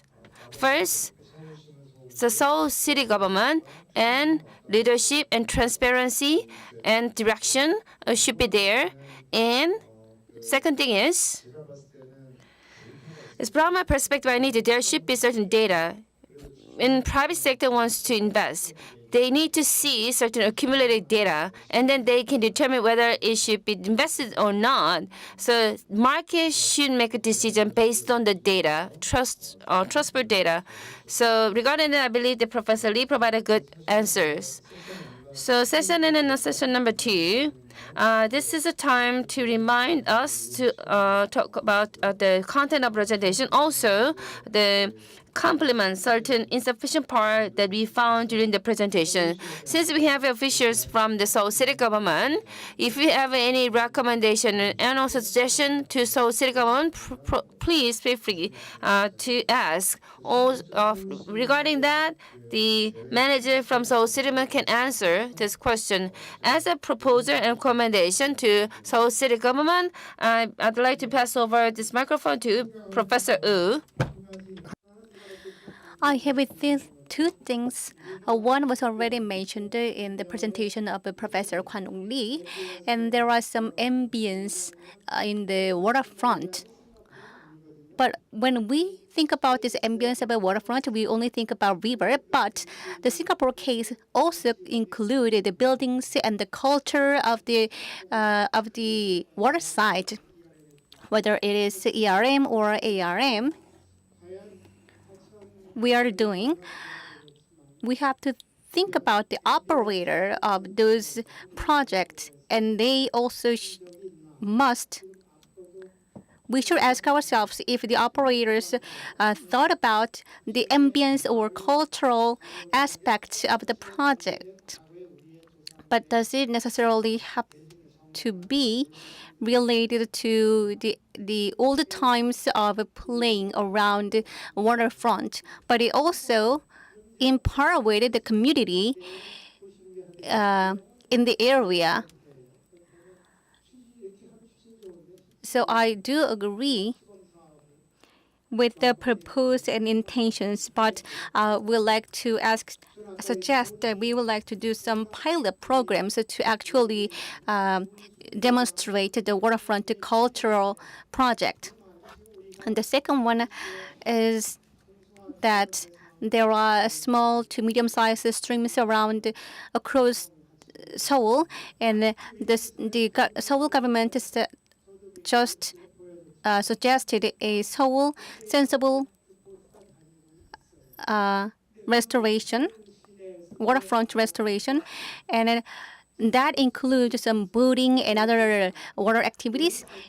But that was already being done in many places across the globe, and I would like to suggest that in Yeouido Island there is a Setgang River branch. And I would like to say that right side of the branch is provided for the citizen to enjoy the amenities such as boating, not as a means of transportation, and that can be included in my suggestion. Thank you very much, Professor Wu. So as a recommendation to Seoul City Government, we have two presenters. First, the Professor Ho. She has a recommendation toward the Seoul City Government. Rather than a suggestion, I would like to comment briefly. For a short time, I was working for Seoul City Government as a civil servant. I asked myself during that time that's I would like to share with you. So I believe that the topic is really nice, and also we raised the topic and then try to find a solution. This moment itself, how much we can make a contribution to the sustainable development. Likewise, I hope the Seoul City Government is focusing on this kind of substantial the administration rather than just administration and policy making for showing. So every event of performance, there's no differentiation and no concerns they had before.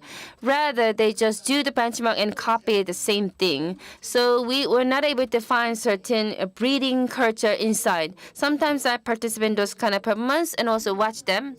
As a citizen, I felt that there's certain things missing out in those kind of performance and events led by the Seoul City Government. That's the current situation and status. Any event, sometimes it generates garbage and trash. That was the kind of the negative feeling that I had participating in those events. So participating and involving the citizens in the performance, how we can make a good collaboration with the civil society. And in terms of creating certain good work, innovative performance, in terms of practice, rather than just become complacent with the kind of performance on the event. Rather, I really want the city government to do something with a serious thought and rather than just bringing the overseas practices and examples into the city, just for showing, rather I think there should be certain deep brainstorming on the preparation before the city government practice something. And individual story that Seoul city government can bring into the different events will become a collective memory and collective experiences. That will be a better the strategy for the city. So not just say touch and feel, rather than look and participate and just say stop participating and then be ignorant. That is not something that we feel desirable. So I told you that the live or die, that's the question, meaning that the environment issue is not something that you can willing to participate, rather it is a matter of survivor.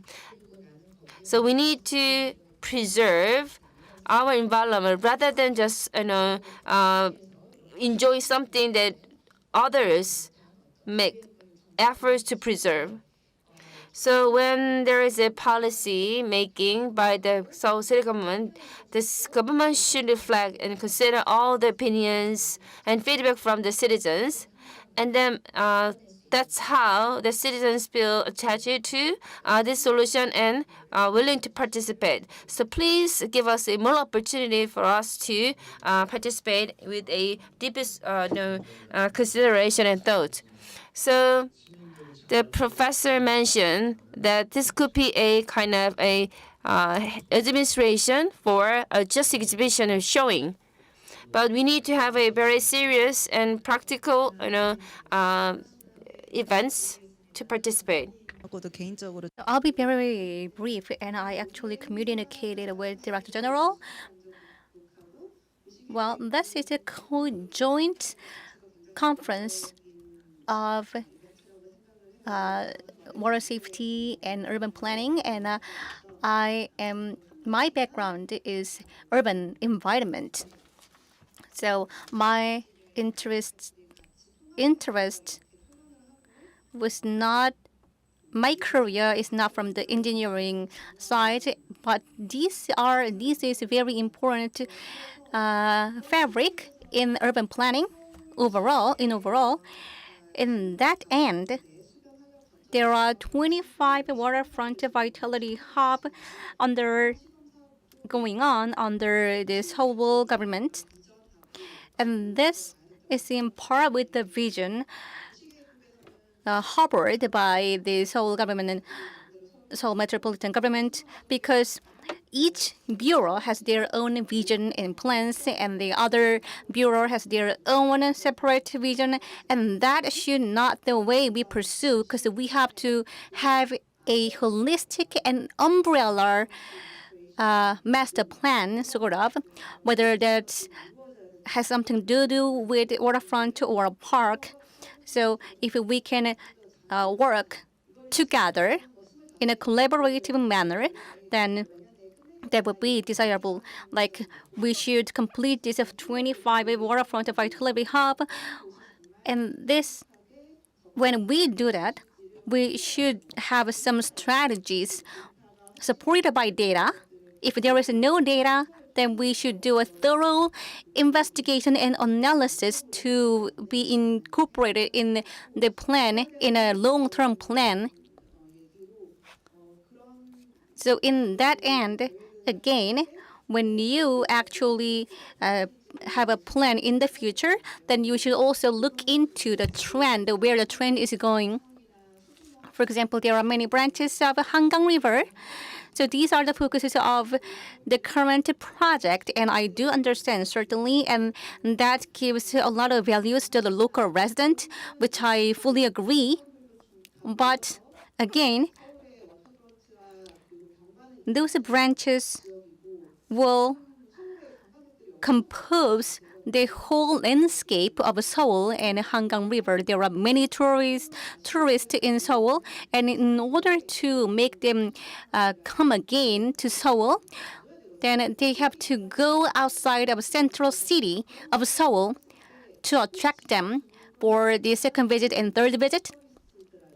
Therefore, I think many perspectives from tourists should be included in branch redevelopment plans, I guess. And probably we need to think about the future trend too. 그러니까 So as I observed, so I believe that there's an area that we can think of such as a creation, including the Korean culture wave. And so regarding this recommendation and comment, the manager from Seoul City Government, do you have anything to say? Well, I am fully agree with you, and I'm going to reflect your comment on our plan. And as someone pointed out, that it has to cross-generational. So we will increase accessibility to many people with mobility difficulties. And that is our priority in our project. And I would like to have a waterfront culture that is close to the local resident. That was asked many times.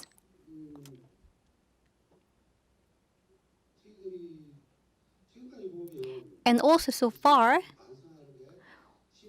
there is something that we regret is because I didn't really ask local residents about what do you need. And this is something I regret. We should do more and more.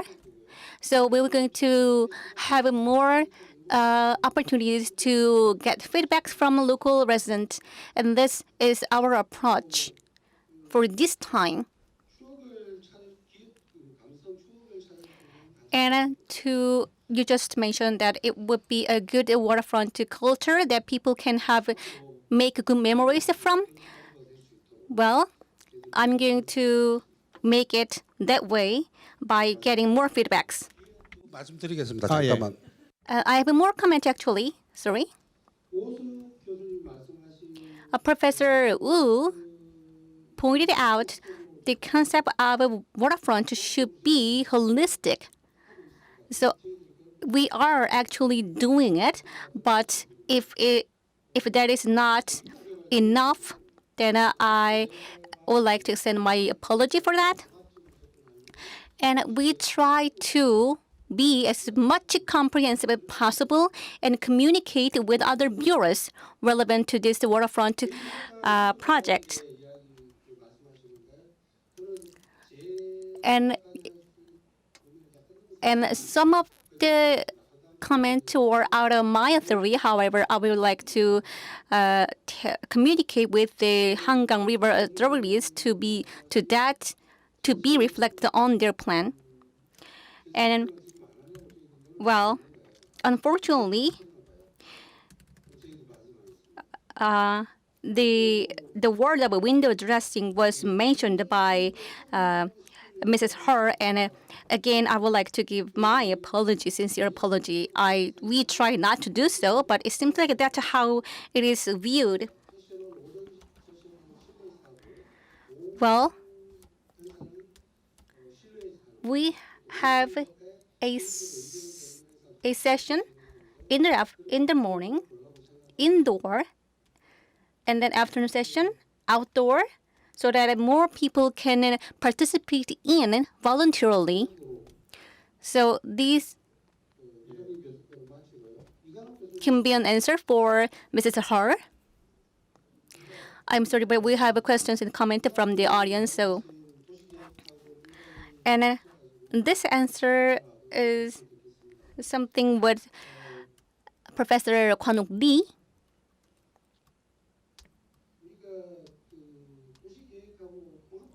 When we do the urban planning, we do have a comprehensive visions.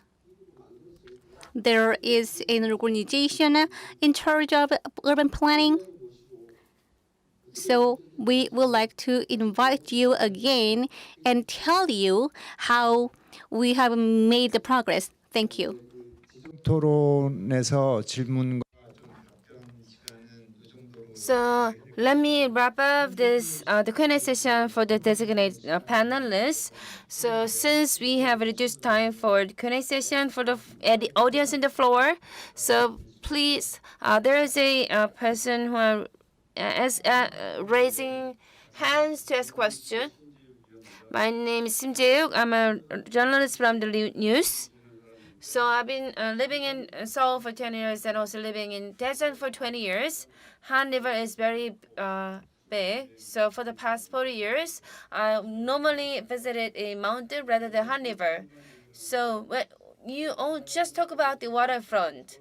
So for example, Seoul, so waterfront spaces, I mean rivers and small streams, how much percentage we have that can be converted into the waterfront? We have valleys. There are a lot of places where water can flow. Those places cannot be converted to the waterfront. So basically when you come up with a plan, I believe that there is a certain wrong and a preconception and prerequisite. So if the water flow goes like this percentage, you need to set aside and then plan differently. And I believe the waterfront, the terminal itself, and the concept itself is not appropriate for us. And so we have more valleys rather than streams, and rivers. So the water flows in the valley cannot be categorized as the waterfront or valley. So we need to change the good terminology, and we need to come up with a good terminology and concept so that people can enjoy lightly the places. I told you before, I live in Seoul for 40 years. Han River is difficult to access, and also there's nothing to enjoy in Han River. But most of the Korean Seoul citizens, they prefer the mountains to rivers to enjoy the water. So we have also national park that is governed by the forest administration. So I believe that there's the wrong prerequisite and condition for the better solution. I think you need to change your basic framework for this plan strategy. 자, Well, I would like to give an answer to that, even though I'm not in charge of the whole project from the government. Well, it is a sensible waterfront project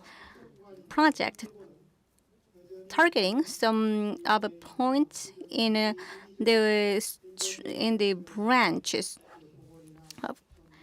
And it's not just the restoration of some part. It's to restore the natural state as much as possible.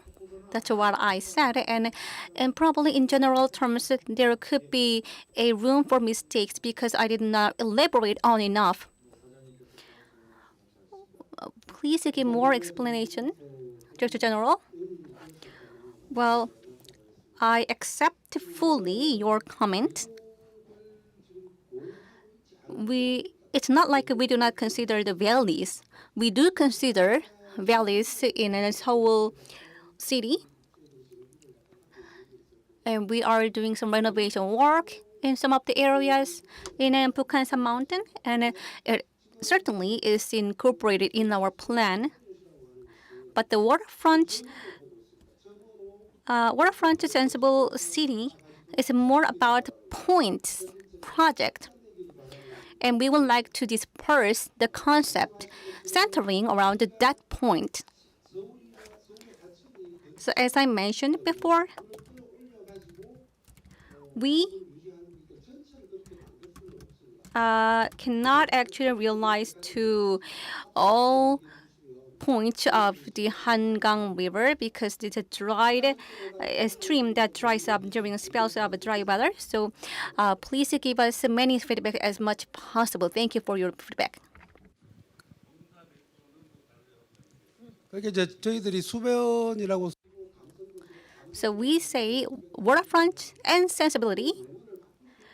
If we can change the name, then I guess we will figure out how we can do that. Thank you. 아마 지금 이제 얘기하셨던 거에 공통 분모가 오늘 많이 나왔던 단어가 마스터 플랜. Probably the common ground for the discussion is a master plan.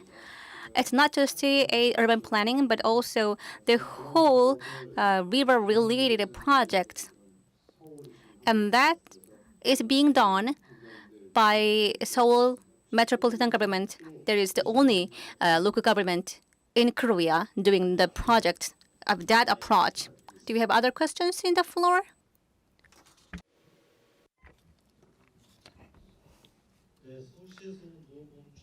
My name is Nobamjin from Seoul City Government. First of all, thank you very much for your wonderful presentation as well as a discussion. Thank you so much. And regarding the content of presentation, I have a question. So, streams, best terms and version of streams will be as it is in nature. So it is okay to change the stream. And also, when I say the natural, the riverside, you can just can imagine the vegetation. But when you go outside and overseas, concrete and other pavements are surrounding the stream. That is the best thing that we can see. Or what about the overseas cases? Whether the streams, waterfront are now changing very much to the nature. What is the trend? 타파, Professor Thapa. So I think what is best for a particular location, is that the question? Is that right? What should be our strategy for different locations? The first one is near the waterfront. If we install like a infrastructure or other facility, is that acceptable or not? The second question is so should we the restore change into natural condition? Yeah. So on the first question, I think the best strategy near the waterfront, where possible, is to create a floodplain where we try to restore or give space for the flood to flow. That is the best strategy. However, here, especially in urban settings, the land price is very high. So therefore, in that case, if we need to construct, make sure that we construct in a way that it is flood-proof or at least flood resilient. So in U.S.A, there are certain areas where if it is possible, the government would buy the land which is flood-prone or in a floodplain. But in certain cases where the land price is very high, government would set a regulation so that if there is a new construction, they have to be flood resilient, such as there is a height requirement and there are other requirements. So that is a strategy, I think, on how to build near the flood plain. Now, on your second questions, can you repeat the second question? He is asking whether converting the current situation into original natural condition, is that the global trend or not? Good. I think there are certain strategies to try to restore to natural values. However, the context would be different for different locations based on what the people's priorities are. So I think the goal is, yes, the goal is to try to restore to natural conditions. However, there are always local barriers. So therefore, I think the strategy to move forward is to work with local public, try to understand what is their aspirations, and working with local public to define what is that people want and move forward is the best strategy, I think. Thank you. 지금 관련해서는 이제 오늘 나온 거. So regarding your questions and answers, we can say in summary that we do sometimes need some infrastructures and facilities around the river, and sometimes we also need to do some restoration works. So how the decision making on that should be the whole society, and it could be depending on cases, and also there is a master plan that decides what to locate located in which area, and that should be incorporated in the master plan. That's what he was trying to say. So we are already time's up, and actually 2 minutes passed. If there is one more question on the audience, then I would like to take one more question. If there is a question online, then however, because of the time limit, I would like to take a question from the audience offline, if there's any. Okay, so no question. Well, we have one question back in the room, so please give him or her a microphone. I'm a engineer actually. And thank you for all the presentations and suggestions. And I came up with an idea that when I come back to the home 20 years later, well, from my place to Tancheon branch takes 20 minutes, and my goal is to buy a house nearby Tancheon River. And what I really feel is that I really enjoyed the good environment around the Tancheon branch, and the redevelopment also cost a high price of real estate, so I could not buy a home nearby Tancheon still. So we have to think about for whom do we have this waterfront sensibility project. I mean, I do agree, but the benefit has to be enjoyed by every Seoul citizen, not just, but you should also have to think about the side effect of the high price of real estate. Well, we along the waterways of Han River, not many people are enjoying the benefits of Han River, as some of the panelists said. But my impression is that even though I am not a citizen of Seoul, the benefit should be enjoyed by everyone, but it may still generate a side effect of causing a high price of real estate along those redevelopment areas. So this is my comment. Thank you for our presentations. Well, the last comment was really important because it was about the fair redevelopment in the waterfront project in our policy-making processes. So as I said before, the leadership plays an important role, and in this case, what I mean by leadership is the people, the citizen. So it should not for the benefit of the rich, but for the benefit of every citizen in Seoul. So that's what we should approach.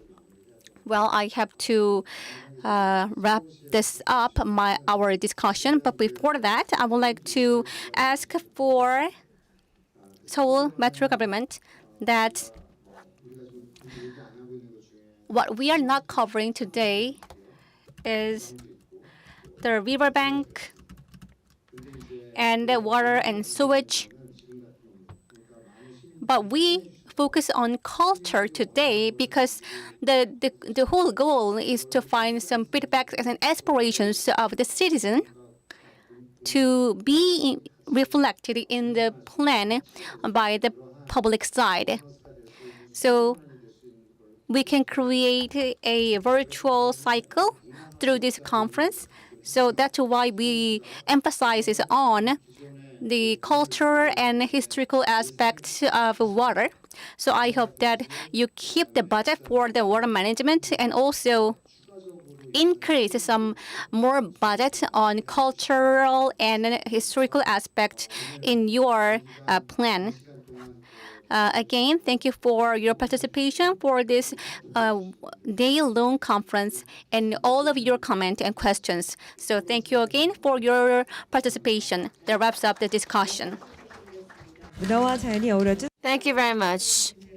So the topic was a harmonious waterfront, weather, nature, and culture. The panel discussion was concluded. There was a very productive content in this discussion. Also, I'd like to extend my thanks to the participants for this discussion so that we were able to have a very fruitful discussion. So the panelists as well as moderator, please come back to your seat. So also, please, I'd like to extend my thanks to the moderator for hosting this panel discussion. Also, thank you very much for your opinions and answers, panelists.